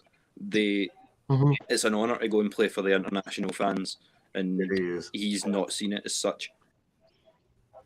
Yeah, I would put it like this. I love our social media team, but I blame our social media team on that. Let's go look at the beginning of the preseason, and you know when we traded Julio, they start pumping. They started pumping Calvin out there. As soon as we traded Julio, they started pumping Calvin. Calvin posted he was wide receiver 1. They started retweeting all of that stuff. All the Calvin, everything Calvin was posting was getting retweeted. All of this stuff. You were putting a lot of pressure on that man. And when he got killed, I keep going back to that Arthur Smith press conference. When he got killed by the coach, that killed his confidence because he thought he was the man on the world. He was the top man. I ain't gonna lie, he been getting hyped since 2019. Like I knew last season when he was running away from contact. Whoa! I gotta stop. That's some. You realize what you just said? That's some punk shit. I apologize, but if your ass been hyped all season, and then somebody say one bad thing about you, you go crying in the corner. Boy, his feelings hurt, Mike. He said he was in the corner like, you got it bad. When you sing your song. That boy was crying, man. He couldn't like look. You like I said, you get hyped up, and then your world crashed down on you when your coach say you not doing what you supposed to be doing, and he just got you know there's a lot of sensitive people out in this world, and he just sensitive. Like he just got real sensitive about it, and like it's football. That's the one thing I say. It is football. You cannot be sensitive when you play football because your coach will cuss you out. I done had coaches cuss me out since I was in Little League. And I ain't quit football. It's just how it goes. Like, bro, you gonna get cussed out. You gonna get told about yourself because especially if you think you bigger than what you are, and you really ain't that guy. And they gonna humble you. Fans are gonna do it to you. Yeah, fans are gonna do it to you. The hell with the coaches. The fans are gonna give it to you. They're gonna say during the games, "Oh, you suck. You missed the catch," or whatever the hell. They're going to give it to you. If you're sensitive in this game in any way, shape, or form, then you shouldn't be playing football. So if he's having these mental issues because of criticism, go ahead, William. Go ahead. No, I was just going to say. I mean, he just seems like a very sensitive soul in every possible way. I mean, you're going to be routinely hit by 250, 280 pound men, but he does not like to be hit. So, I mean, it's not just on mentally. I think he's not prepared for the pressure that being a number one receiver brings on you. The doubles and like sometimes you'll have an outside linebacker cheating in, and Calvin's not built to deal with guys that size, and even if he was, he's too tentative. He doesn't like to initiate contact at all.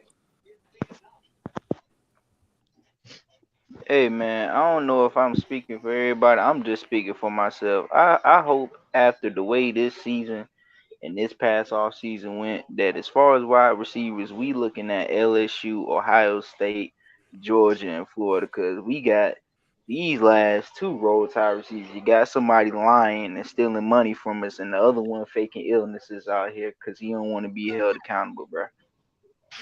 Ooh, I will never tell you. Know what I said? I said it's funny. I said Arthur Blank. Whoever and Terry Fontenot, Arthur Smith. We will never touch an Alabama receiver again. I hope we don't. I don't think we'll ever touch an Alabama wide receiver again. I think it's at a point now where we have seen two of them just basically shit on the franchise. In the same year, bro. Yeah, I wouldn't dare even go scout at Alabama. All them guys they get out, and they all built the same. I don't think anybody realizes Alabama just literally puts out the same person every other year. I want people to go watch Jalen Waddle, go watch Devontae Smith, and then go watch Calvin Ridley. I was saying something. I said something at the beginning of this season, and I think it flew over people's heads. I said, go look at those Alabama receivers, and go look at Calvin Ridley's wide receiver class. All of those are the OGs. All of those guys that came out that year with Calvin Ridley at Alabama, those are the OGs. Jalen Waddle, Devon, all of those guys are just the recreations of them, literally and truly. They're literally recreations of those guys. Alabama had Julio Jones, Amari Cooper. They had a whole bunch of big receivers before they had little receivers. Mm-hmm. They literally just make carbon copies and they throw them in the league. All of their receivers come out with the same type of everything. It's so crazy. I think people don't notice that. They make carbon copies. Next year, look, running backs. All they running backs big. All they running backs fast. All they running backs look, Derrick Henry was the biggest one. But look, Mark Henry was big when he was in college. Mark Henry. Don't you say nothing. Don't you say nothing. I meant Mark Ingram. Somebody gonna get their ass kicked. Mike Ingram, like all these. I said, don't you say nothing. The Hall of Pain. He ain't never been in. This is the comment that made me laugh because he ain't never been to Oklahoma drill, bro. He ain't gotten hit before. Wow. He ain't never been to Oklahoma drill. But I tell you what, when he got hit in that Miami game, he felt it. Oh yeah, he got killed that game. You know them guys that stand in the back, the coach got to call out when it's Oklahoma time. That was Calvin Ridley. He was the one standing behind the lineman, so he couldn't get called out. I tell you what though, my only thing is I hope we can trade him as fast as possible to get a first round pick. Because remember, when Julio came out publicly on Undisputed, that basically shot our chances down to getting the first round pick. The highest we could get is a second. So I hope that him, you know what I'm saying, faking to get out. I hope that news don't get out before we trade him. Let me explain something to you, ATM. It ain't about Julio getting the first round pick because, quite frankly, at his age, he really wasn't worthy of a first round pick. And the only reason why we really didn't get the first is because we traded away his contract. Like they literally took his contract. I mean, if you give me a second and you take on that badass contract and I ain't got to pay him and I ain't got to pay his salary and whatnot, by all means, I will take that second. Oh no, I'm happy with it. I'm just saying I hope the truth, I hope him wanting out doesn't come out before we trade him. That'll hurt us with what we can get in return. I'm pretty sure it will. Mm-hmm. Yeah, I think you can't really think. I hope we don't. I hope they don't take trade value away. If it comes out he was lying about it or not. But right. I don't think it will because he's so young. He's still young, bro. He's like 26, 27. He's not old. He's still fast. He still fit. He still can move. Somebody will 28. He's 20. Oh yeah, he came out of college old. Yeah, but he'll get somebody will give him a first. He'll get somebody will give you a first for him. Somebody gonna want Calvin Ridley. It's gonna be a team. I feel like it's gonna be like the Eagles got 3 first round picks.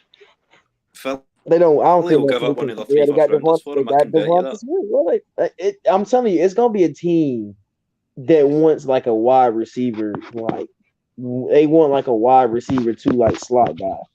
It's gonna be Trade a team him to like Detroit. Jesus, that'd be horrible. I feel bad to send him to Detroit. Oh my god. Trade him to Detroit. They're gonna have Jared Goff throwing him the ball. He gonna be mad. You heard what K Styles said about Julio. Fuck it, trade him to Jacksonville. Exactly. Trade it to the Jets. We were speaking a lot about shoot. Hey, look. Hold on. Go ahead. Let him go. Go ahead, William. Yeah, in terms of what we were saying about the diva thing earlier, he almost acts like he's got a sense of entitlement. Like the DB will put hands on him within the first 5 yards. and he'll instantly look at Matt or he'll look at the ref. I'm like, what, did they not play those rules at Bama? First 5 yards, yes, he can put his hands on you, but guess what? You can put your hands on him too. Right. funny. I've noticed that he's been doing that a lot. I noticed that he did that a lot. If you just touch him the wrong way, he'll turn at the ref and like he's not big enough. He's not big enough, bro. He's just not. He's big enough. That's not true at all. That's not true at all. That's not true at all. I've seen guys smaller than Calvin Ridley. He's weight, not big. I'll put like he's not big. He ain't got it. I'll put it like that. He ain't got it right here. He ain't got it right there. That's what that is. And I forgot about Matt Ryan basically leaking out his hand during that Panthers game. That would make it even worse. This man out here bleeding, giving everything he got, and you on it. I mean, head was bloodshot. I remember that his whole. I forgot all about that, bro. Yeah, that's the game he got stepped on. Yeah, because so let's get to some questions. Everybody, it's gonna we're gonna wind it down real shortly, but we're gonna get into some Q&A. So if you guys got any question that you feel like you want to talk about as far as like the draft, free agency, or just anything that you concerned about throughout the NFL industry. I seen Alex make a point there, Alex Edwards. He said, well, he is big enough. I mean, compare Ridley to a Jalen Waddle. Now, Ridley would be about 3 inches taller, maybe 20 pounds heavier. But have you ever seen Jalen Waddle shirk from contact going across the middle for being a smaller receiver? Nope. Not once.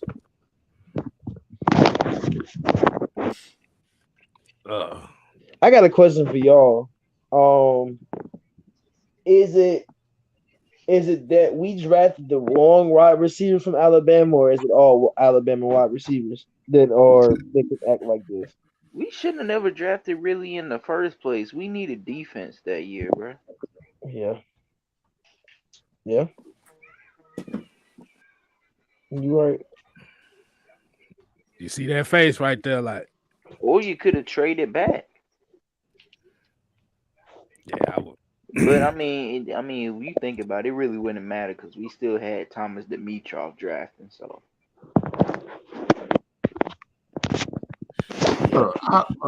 all that's I don't want to get into what could have, should have. At the end of the day, we have them, right. And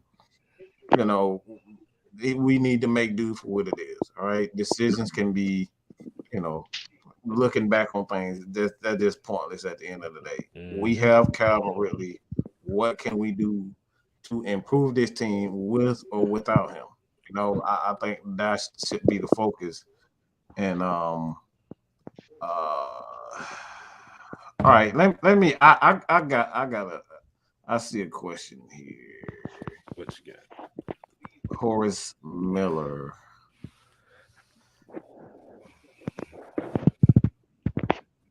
Do we build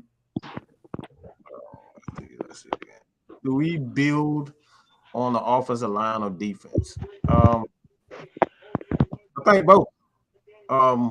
Both. I don't think there's a question. Yeah. You have to do both. I know a lot of people. One thing we got to understand about both the offensive line and defensive line is that you need chemistry. Okay, that's first and foremost. The players around each other have to have chemistry. They have to understand.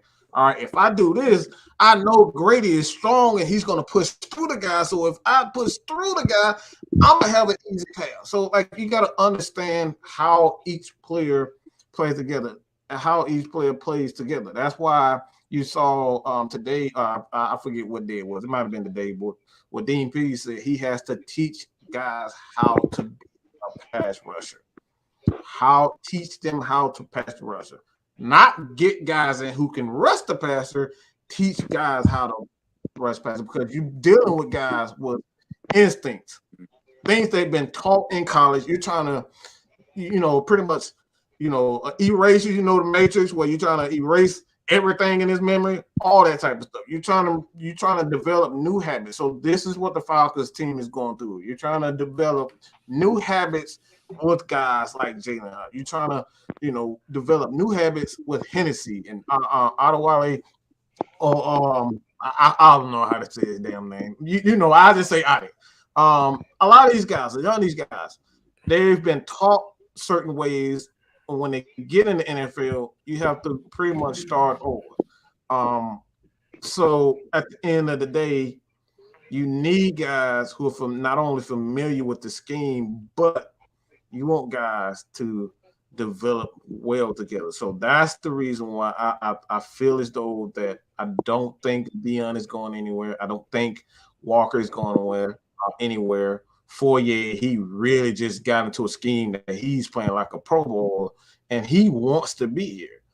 Because if he goes to another team, guess what? He's going to have to learn that scheme, the verbiage and all that type of stuff. So you're going to have to develop chemistry. So replacing a Mayfield, replacing a Caleb McGarry, that's not going to solve. You're going to be right back in the same place as before.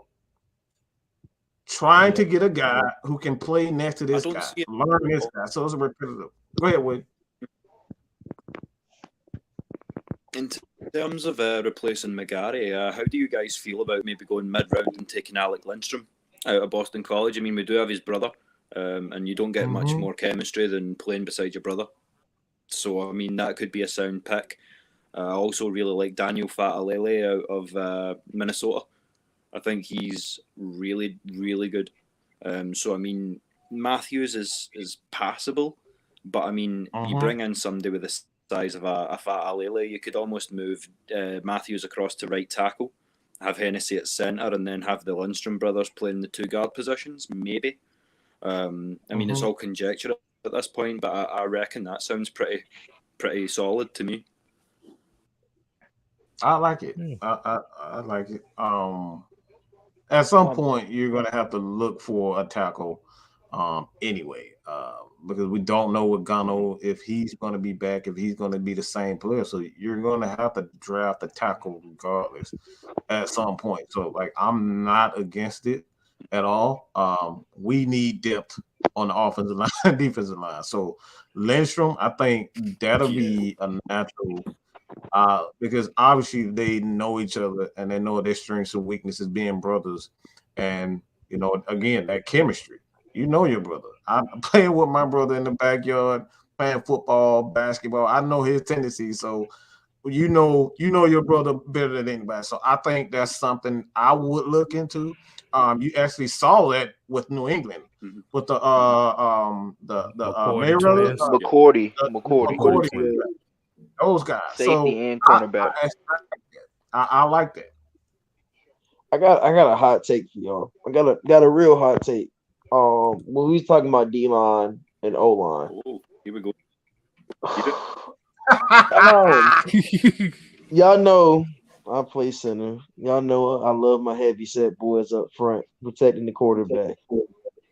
Y'all know I'm gonna say something and y'all gonna call me crazy. But that D-line is a different monster compared to that O-line. Like Dean P said, you got to teach guys D-line. O-line, you have learned the same kick step, drop step, pull, twist, combine, all of that stuff since you was in Little League. Now, all you've had to do since in Little League was sharpen your tools. That's all O-line has been, is sharpening tools. Every time you go up, they're gonna teach you a little bit, it's not a lot more techniques you can push in O-line because they made O-line literally obsolete. You can't even guard nobody the wrong way or you gonna get a flag. It's so stupid, but we ain't gonna get into that. Like I have such a hatred to refs that call flags on centers that move. I hate them so much because it's such a dumb call. You can't sit like that for 10 minutes because you're getting 12 different snaps and think you ain't gonna move the ball once. But we're not gonna get in all of that. It's so stupid, bro. But that D-line, you got so many responsibilities. Same thing with O-line, but you got so many different more responsibilities on D-line. How y'all think Marlon Davidson got that pick six? It was just him reading. It was literally just him reading. Like that D line, you got to learn screenplay. You got to learn when the O line pulling that you can't feel. If you feel the gap, you got to make sure you feel the gap the right way. Because if you get blown off your feet, you're gonna be looking down. It's stuff like that. You gotta learn how to squeeze. You gotta learn how to move this way. If it's a screenplay, you know it's a screenplay. You supposed to sit because you know the old line done left you hanging and you standing there like what you supposed to do when you rushing the quarterback and it's a screen. It's a lot of stuff. It's a lot of little intricate stuff. People think D line is just running up the field and tackling somebody. That's not what D line is. D line is is reading your keys. I wish they had an angle of a D lineman's eyes for the whole play, for a whole play. Because I promise you, you got three different keys at O line, at D line. You got weights, you got a lot of keys you got to read in a matter of 5 seconds, especially if it's a play action.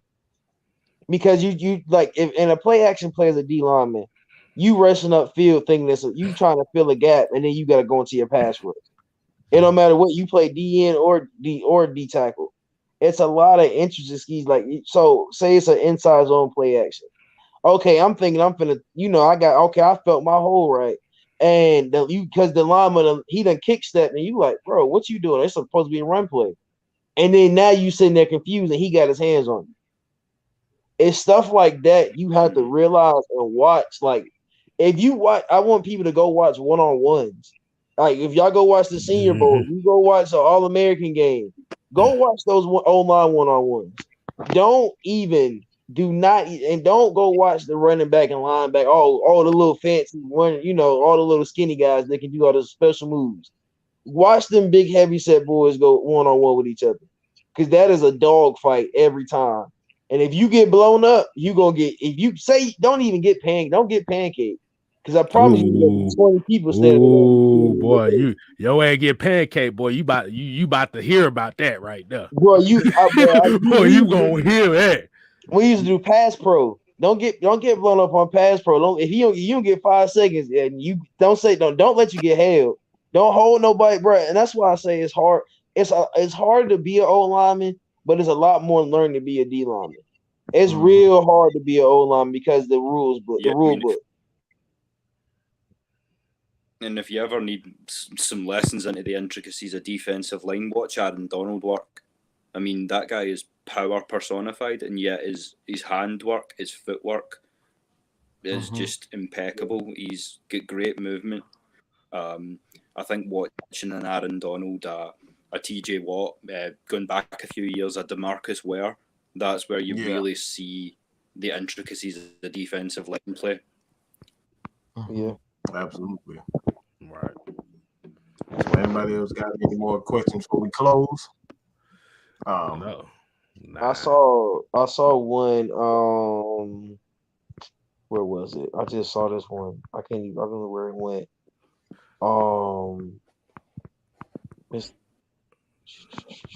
It's above this one. Well, the Calais Campbell question. I think somebody asked something about the draft. I think he was asking like the wide receiver we should take. We're not gonna take a wide receiver round 1. I don't think. Don't. We don't know that. We don't know that. I said I don't think. Look, Mike. I said I don't think. No. You said no. We're not going. Right. In my opinion, that ain't true. All right, we don't know what's true. The season is yet to be over. We don't know. I got a question. What do you want? What do you want us to draft? I don't want. It's not about me. I'm talking about looking at the team, because if Calvin really comes back, then no, we possibly can't. But if he isn't there, there's no way we can. Mike. There's no. We don't know that. That's what I'm saying. We don't know. They could very well work things out. We have no idea. All right, we're giving our personal opinions on things. So this is what we do. We cover all bases around here. We cover all bases. This is about getting things the proper way. Because if we sit up here and say, all right, there's definitely no way we're getting wide receiver, and then here we go. They trade down, they pick up a few picks, and then use those picks to come back into the draft. It's like we've seen this before in the NFL. We've seen this. We've seen New England do it. We did it with Caleb McGarry. Yep. Nobody saw that. Nobody saw us trading back into the first round and getting Caleb McGarry. So those are the reasons why I say that. So don't. I just like to give everybody every aspect, not just one. Yeah, I get what you're I saying. say he gone. I say he gone too. I say he gone too, but we gonna cover all bases so the fans, so everybody know what to expect. I did not see us drafting Caleb Garrett. I sure as hell didn't see us drafting AJ Terrell with the 16, 17 pick, 16 pick. I saw that, but I ain't see the McGarry. Like, you traded back. I didn't expect us to go McGarry or with Lindstrom that year. I didn't even. First off, I was really deep in the draft. I was like, "You drafted lineman? What? Whoa! I was confused. Hey, I'm about to say Demetrius tried to address the offensive line, and it was too late. Yeah, ATM. If you asking who would I like to see, I would. I only had two people I really like. Okay. I know Vlad loves DeMarvin Leal, but I really like Ajabo. Let me ask this. Let me interrupt because I want to. We're gonna get on the 2 hours, but we're gonna get everybody's the draft. All right, we're gonna say NFL draft. Who and what are you doing in the first round? William, we're gonna start with you, ATM, and then TJ. Okay. First round. What are you doing? It's an interesting question, but for me, coming up at 10, is Jordan Davis available? If he is, I mean, that's a 350-pound rock. You could easily kick Grady out to end. But if he's not available, I'd be perfectly happy with a David Ajabo or a Nakobe Dean. Keep him in Georgia because he's a baller. But I'm definitely going defense, pass rush, first round. How about you guys? Me. We just saw the Saints beat the Bucks 9-0 with Taysom Hill at quarterback. Without a Michael Thomas, them boys beat the Bucks 9-0 with Taysom Hill. So in the first round, I'm going. If Jordan Davis available, I am snagging him. If not, Devontae Wyatt or like TJ said in the Jabo. But I want Jordan Davis right there by Grady Jarrett. We gotta beef up that defensive line. We gotta address the trenches. Y'all know I love Jordan Davis. Like, that's my brother. I treat that like that's my dog, bro. I didn't look. If Jordan Davis is sitting there, I'm just saying that because you about 350 pounds yourself. You love big. Whoa. I am 275. He got 100 pounds on me, bro. I closest I got to Jordan Davis was my sophomore year. I was 310. I ain't got 350 yet. I got 350. I'm gonna look like I'm like the little dude. If I got 350, I'm gonna look like the dude from Willy Wonka, the little blueberry dude. That's what I'm gonna look like. So Millie Mills, they're suggesting we go George Karlaftis out of Purdue.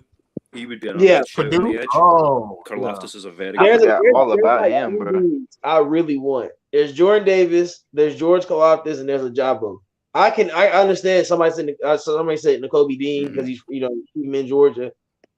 Those three, I like Ajabo. I like Ajabo because I watched Michigan all year. Y'all know I'm a Georgia fan, but I watched Michigan all year. That man's a special beast of the animal. I can imagine Ajabo and oh my God, Ogundeji on the edge and just dominate like all game. I can just imagine that in my head. Then you go, we can go with Jordan Davis. I love Jordan Davis. Like, that boy is just special to me. I can't even explain why I love Jordan. Somebody came up to me and asked me, would you take Jordan Davis because of his conditioning? I said, I don't care about conditioning when he's 350 pounds and he holds the line like a brick. Right. You got two. He ain't playing but 2 snaps. Like, I think people don't understand. he's not a pass rusher. He can pass rush, but he's not a pass rusher. He's a run stuffing nose. Was Vince Wilfork a pass rusher? No, but did Vince Wilfork get sacked? Yes, because he was just dominant, and that's the thing I see in Jordan Davis. And then Right. yeah, And we run a 3-4, so you gonna need a nose tackle. You have him and Anthony Rush. and then you got Karlaftis. Karlaftis is just he is the European Jesus of the NFL. That boy gonna be good. I mean, like I watched this film because somebody put his name out in a draft, in like a mock draft, and I was like, I'm gonna go watch this film. It's crazy what you see him do, like pursuit wise. Like even if the play's not to his side, he can still get the tackle. Like that's the same thing with a Jabba. Like it does not matter what side you run to, you're gonna get hit by them. Like they're gonna find a way to touch you. And that's the scary part about them. Like they like the contact. And that's why I think Karlaftis he's gonna be something. If he's at 10, the thing about that is like your top 10 right now is so jumbled because you don't know who's taking a quarterback in the top 10. You just don't know yet. Because somebody's gonna take one. Somebody's gonna take a quarterback top 10. I can't see nobody not taking the quarterback top 10. Carolina. Yeah, and they probably gonna take Matt Corral if he's not. Still haven't heard about his injury. So it's gonna be. I think this year's gonna be like. I mean, it's gonna be fun, man. I think it's going. Who do you want, TJ? You don't say 15 people. I got 3 names. I can't say who I want. When it come to draft night, and I tell you, I was right. It's 3 people. It's 3 people. Those are the only 3 I want. I want Jabba, I want Jordan Davis, or I want Karlaftis. They're the only thing I really want. But I tell you what, TJ, if they let Aiden Hutchinson fall because of one bad game, like they did with AJ Terrell, I take him too. If Aiden Hutchinson drops to 10, I would too. Because they already slandering him, calling him overrated. Screaming, bro. Don't even give me that idea. Please don't give me that idea. I mean, they calling him overrated right now because of that game versus Georgia. I follow Georgia Twitter. I know. I follow Georgia Twitter. I know what we was doing. We was trolling him. I tell you, he dropped the 10. I'm going to scream my head off. Promise. So who y'all want, K Styles and Mike? Who y'all want in the first round, man? I'm torn with this one because me personally, knowing the situation that we in, I would trade back. But like I said, because for some reason, I like if you talking about Jordan Davis, I kind of have a feeling Jordan Davis is going to drop in this draft. I have a feeling that he might drop. He might not drop too far down, but it's going to be out of that top 10. So,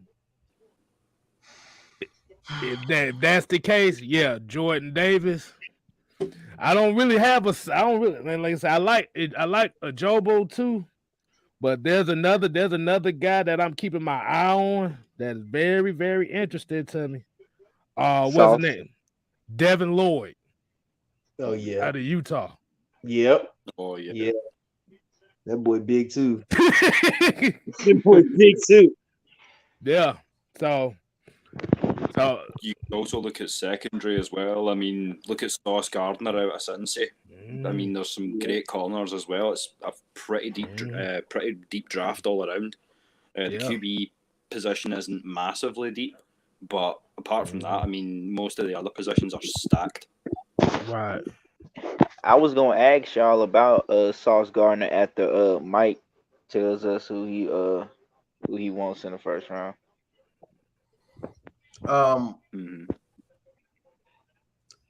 Like K Styles, I'm trading back because I feel as though in this draft you can get multiple edge guys in this draft. So you're not going to be able to replace a Jordan Davis in this draft. You're just not going to get a guy 350 with that athleticism of a nose tackle. Like I want people to get in the habit of looking at what they are and not what they could possibly be. He's an athletic. He's a nose tackle. Okay, got to understand with Jordan Davis. He's a nose tackle, but he's one of the most athletically gifted nose tackles there's ever been. It reminds me of a Vince Wilfork. He was massive, but he was a massive. Like he's one of those guys that was big, but they was athletically gifted. Kevin Williams, another guy. Those Williams boys in Minnesota. You know, they big, but they were athletic. So I can't. If you want to get the most out of this defense, I think you have to get a guy like Jordan Davis that's going to protect the linebackers, keep Debo clean, keep Oye clean, keep Walker clean, and let Grady Jarrett just do what he does best, and that's get in the backfield and get after the passer. That's what you need. You need a guy that's going to be an asset and going to, you know. Mucho's said as well, another example that perfectly exemplifies what you've just said there. Calais Campbell, that is a giant human being, but he can move that. He can move that bulk. Isn't he a free agent in the offseason? Who? Calais Campbell? He is. We could do worse than bringing him in, to be honest. I think he's still got a little bit left in the tank. I don't think he's done just yet. I think so. I think he's getting older, but I think people are taking his age for granted. I mean, they do a lot to a lot of players. Like these guys get older and they're like, oh, they ain't got nothing left. Right. And let's go look at Vick Beasley's 16 sack year. I know we ain't go we people don't like Vick, but let's go look at who we saw. I'd rather have him than Kung Fu Panda and Steven Means. Oh, somebody need to make that a meme. I'm gonna make that tonight. That's gonna be on my Twitter tonight. It's gonna be a picture of Kung Fu Panda with Dante Fowler. Shit, you ain't gotta do that. All you gotta do is just find a picture of Dante Fowler. He already in position, in Kung Fu Panda position every time he pass rush. Man, Troy. The tackles are grasshopper. He does. He's always, every time he's there for a tackle, he's like you said, he's always jumping. It like I'd have no idea why he jumps. It's like, bro, what is wrong with you? It's like he, you know what's funny? It's like his cleats don't stick. Like he ain't got no grip on his cleats, and like he just slip and like jump in the air, like regain his balance or something. Like he gonna, you know what's gonna be funny? One day he gonna jump. One day it's gonna be an old lineman to just throw him on the ground. It's gonna be one day he's just gonna get body slammed, and and it's gonna be legal. It's so funny because like it's so ugly in the trenches. You can get beat up all game. Like I done got punched in my rib cage all game, and the ref ain't say nothing to me. I done told the ref I'm getting punched in my rib cage. He just laugh about it. Like it's stuff like that. Like bro, like.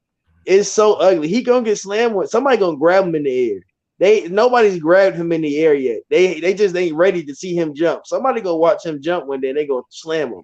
And I'm gonna just sit there and laugh. If they're wearing a cup, say yes.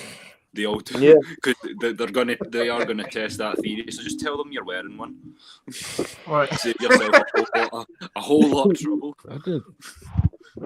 Poe, I forgot, but Poe was a dominant. But Poe was so good, bro. Like he got too big. I think Poe just couldn't maintain his weight. That's another thing about big guys. Like that's why people say talk about Jordan Davis conditioning.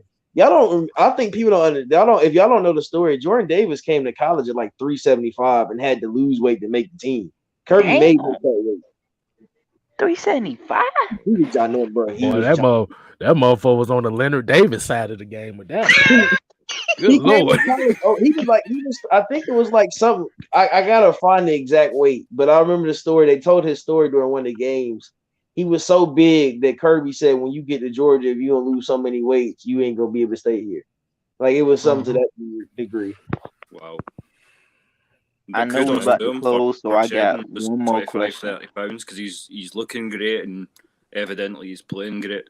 Because I mean that he doesn't move like a 350-pound man. No. So the last question I had is, since people are, talking about there's so much defensive talent in this draft. Now, this is just hypothetically. Would you be opposed to us drafting Sauce Gardner?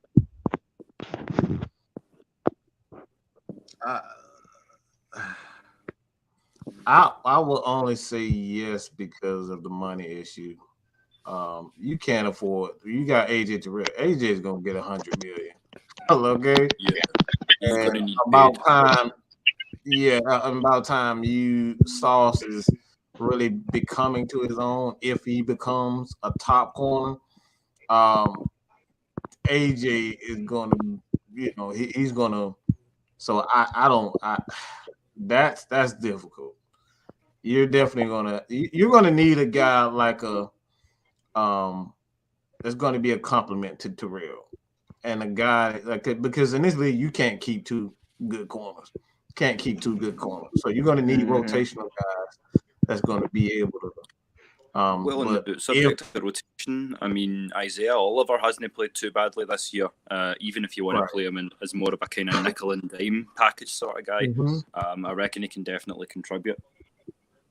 So this was written, but I think he's talking about far as more as outside because the only team that I can think that have two good outside corners are the Ravens, and that's with Marlon Humphrey and Marcus Peters. But Marcus Peters, he hurt for the season. Yeah, they haven't paid. That's only because they haven't paid Lamar yet.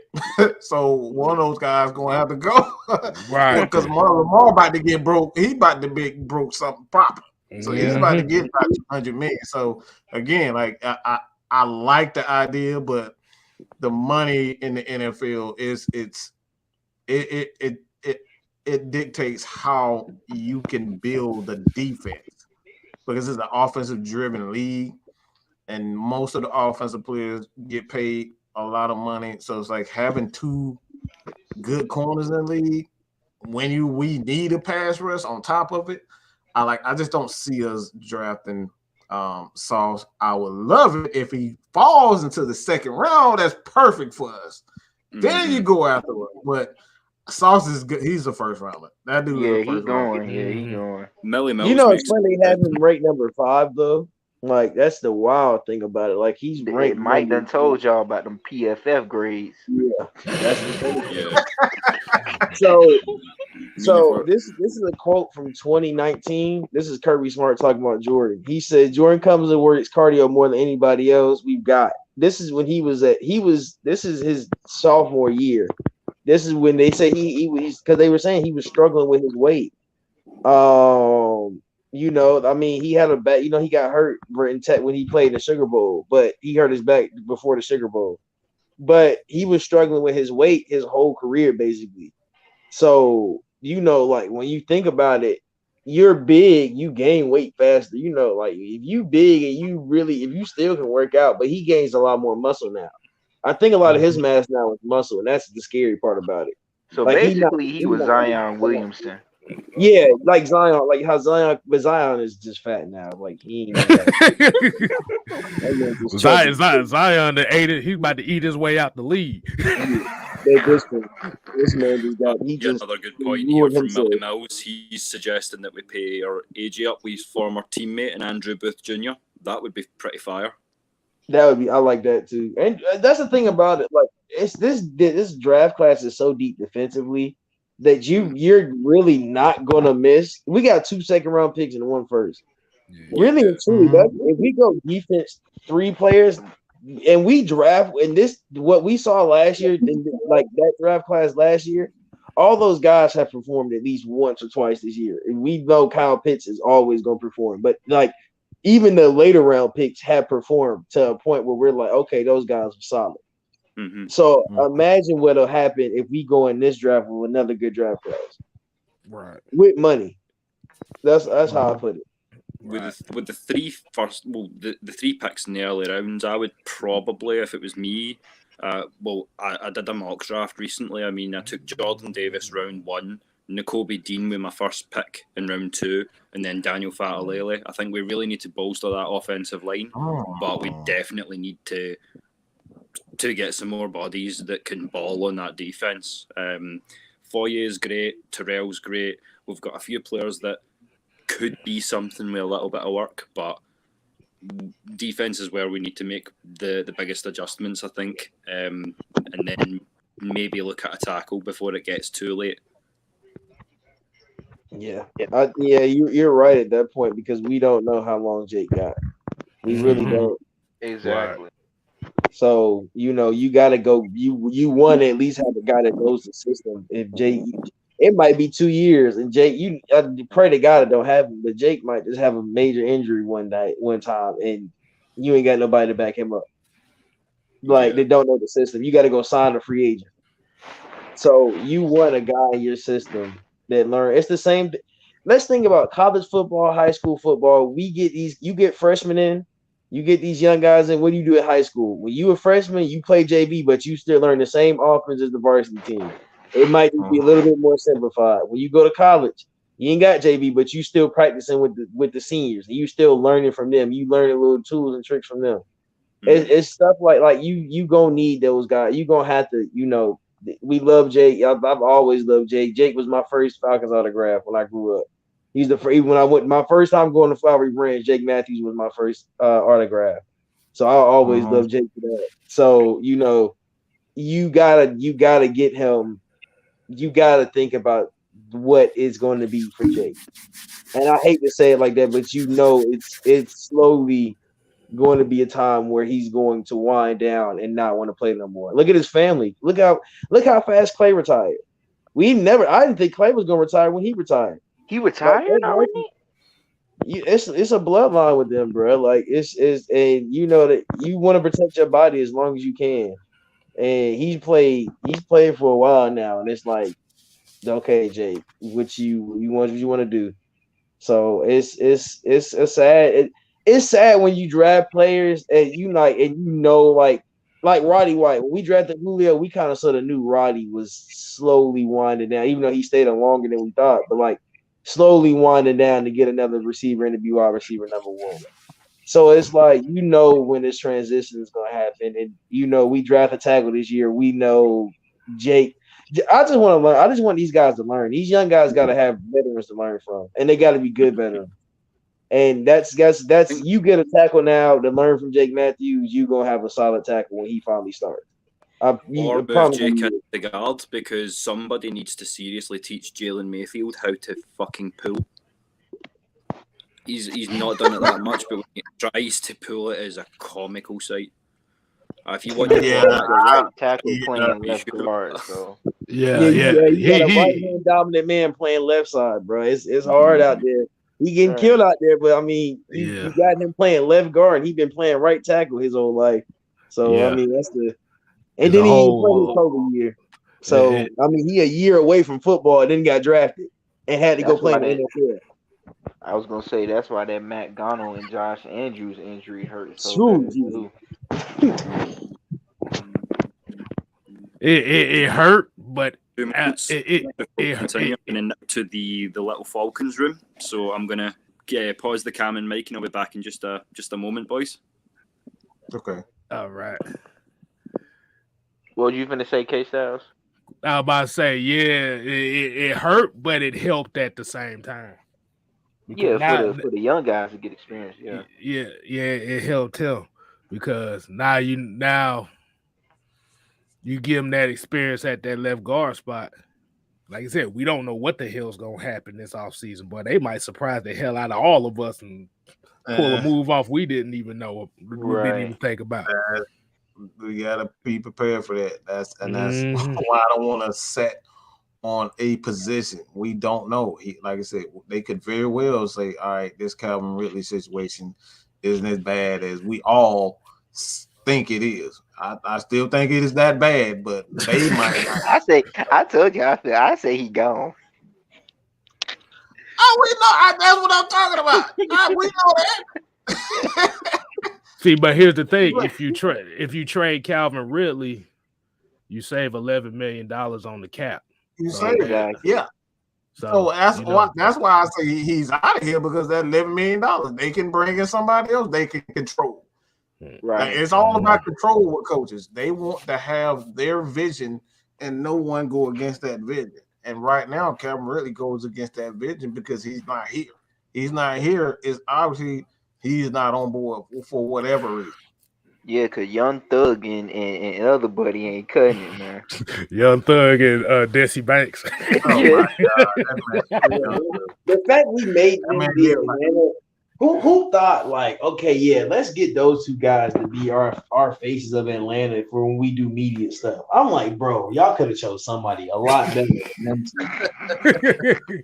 Oh my God. I told you they look like entertainers. That's why. You could have Boy, chose you should have heard Mike during that New England game in the space. Boy, he was cussing them receivers out. He said, "This is I already know. Look, I already know. You gotta tell me twice. We had these conversations all the time, bro. Like, bro, like I already know exactly what he said. I already know the exact tone he used.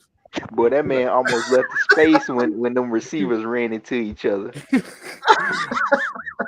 Boy, you should have seen my face. But you better be glad I wasn't in the space because my face when I saw that, I just dropped. It was like that meme like, really, nigga.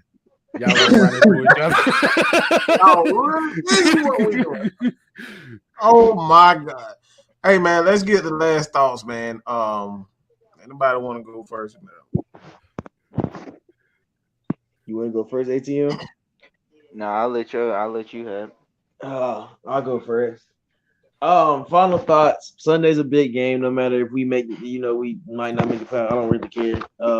We got to beat the Saints. We need a season sweep of the Saints. I don't care about anything else. I told my sister, a Saints fan, I told her we can go 2-15. It would be 2-16 now. As long as we beat the Saints twice, I'm happy. So we gotta make sure like this game we gotta beat them. We at home, bro. We gotta beat. I don't know last time we beat them at home. So it's time to get it. They need it, bro. This team needs to beat the Saints. Like just to end the year off right, we got to beat the Saints. Like it'll feel like this season completed. Which will be nice. Like so, I appreciate Mike and K Styles give me the invite as always. Y'all know I've been working y'all, so my schedule's been hectic. So y'all haven't seen me a lot. I haven't been doing shows. Slowly but surely, I'll get back into doing them. We slowly and surely getting back into getting me a solid schedule. So I'll be, morning shows. I'm starting a radio show, y'all. With me and Vlad. Me and Vlad are gonna start doing radio shows. So, y'all see Vlad in the comments talking all the time. You like what he's saying in the comments. We were definitely doing radio shows together. We'll be starting doing live shows again soon. So y'all can see our faces and see us talking emotions and all of that. But the radio shows will hold y'all down for a little bit till we get back on a solid schedule. Go over to FILA. We just did the Atlanta United 2022 years, like goals for the year and stuff like that. So if you're a United fan, make sure you shoot over there and listen to those guys. Got Ariel and Tommy. And FILA's like really back, y'all. Like it's gonna be back. We gonna really start pumping content. So definitely go over there, subscribe. It's Forever I Love Atlanta Sports Podcast. Go over there, subscribe, and just pay attention because it might not pop up, but just turn your notifications on so you see it. I'd just like to add in as well. Once again, thank you guys for bringing me on board. It's a great honour to, as I say, put my 2 pence across as kind of the international contributor. It's a huge honour, and I can't even begin to tell you how much it means to me. I'd also like to take this opportunity to thank. I've kind of brought 3 families together, as it were, tonight. So my friends that have come in from the other channels that I represent. So anyone who's here from Sports Live in the ATL or the Northwest Sports Fanatics for life, brother. Thank you very much for coming out, for supporting us. Thank you. We appreciate you, bro. Definitely appreciate it. ATM? Well, I just want to thank you, Mike and K Styles, for allowing me to jump on the show with y'all again. It was nice to talk football with you, Mr. William Waddle. And for those in the comment section that are unaware, make sure you keep Miss Maggie T in your thoughts and prayers, and make sure y'all subscribe to Six Man K Styles, right? Yeah. How many what we on the road to? We on the road to 600. Well, we on the road to 1,000. We gonna get 1,000 this year, Dan. Okay. We getting 1,000 this year. But I'm about 442 away from that right now. We'll Okay, so your boy up when you get 441. I want the rubber being that 1,000th sub. Oh Lord. 441. I definitely appreciate that, man. So like I said, make sure y'all support Miss Maggie T, support K Styles, Twisted, Utah Sports, Mad Mike Sports, AFN, Fila, and also follow all of us on Twitter. If you want to see some receipts and stats, follow me on Twitter at ATM0534. ATM the receipt, man. And let's bring these broomsticks out and sweep these ain'ts, man. Absolutely. Right. Well, let me say this real quick. Again, I want to say this. We have all the respect in the world for anyone suffering with mental illness. I want to make that clear. It's a serious matter. It shouldn't be joked about. It shouldn't be used as a vice, because there are people who really suffering. I've had my bout with it, and that's why I'm so passionate about anyone who really suffers from it. So if I feel in any way, and I could be wrong about everything I said about Cavalry, I could be wrong, but myself, you know how I am. I'm passionate when I see something that may not, I could be totally off, but I'm man enough to come back and say, all right, guys, I apologize. I went way too far. And I think that's one of the main reasons why the world is where it is, because if we got so many people with so much pride, they're not willing to admit when they're wrong. And that plays into mental and mental illnesses and whatnot. So let's be as I said earlier, because if you guys saw my earlier rant on camera, really, it was not pretty. It ain't pretty. I wouldn't ape shit. Okay, so but like I said, at the end of the day, I toned it down because he could very much be going through a lot. I don't know. I can only speak on my personal thoughts, and these are my personal thoughts on the situation. Nothing more. I have no evidence. I don't have a source like a lot of these people have. I don't have a source. I'm going off just my personal thoughts. But again, we are we have channels. We've done shows, Kevin and I, where we're talking about CTE. We're talking about, what athletes, wrestlers, people, people that actually are, they are rugby players. I don't think a lot of rugby players get. I've seen guys like, Cesaro. Cesaro retired because of a lot of injuries in rugby and all types of things. Like, so it's a lot of people. It's a lot of people who've, these full contact sports, like, they suffer. So let's, of course, be respectful. Everybody has their opinion, but when you are wrong, let's be man enough. Let's be woman enough and admit when we're wrong. So that's my last thoughts. Let's be adults. Admit when we're wrong. When we did something wrong, be man enough to admit that you did. You said that you've done something wrong. That's what I got to say. We do finish up on the extension of what you were saying about mental health. I think this would be a great opportunity to put it out to the community. If they're going to be hitting us up on Twitter anyway, we know that everybody has their struggles. We are not here to judge. We're a family. So if you do need the help of anybody from the team, then by all means hit us up. We're here to help as much as we can. It's all love. It's no judgment. So if you ever just need somebody to chat to, we're here. Absolutely. Give. Hey man, you know I always say, man, we always grateful, man. Losing a lot of people this year already.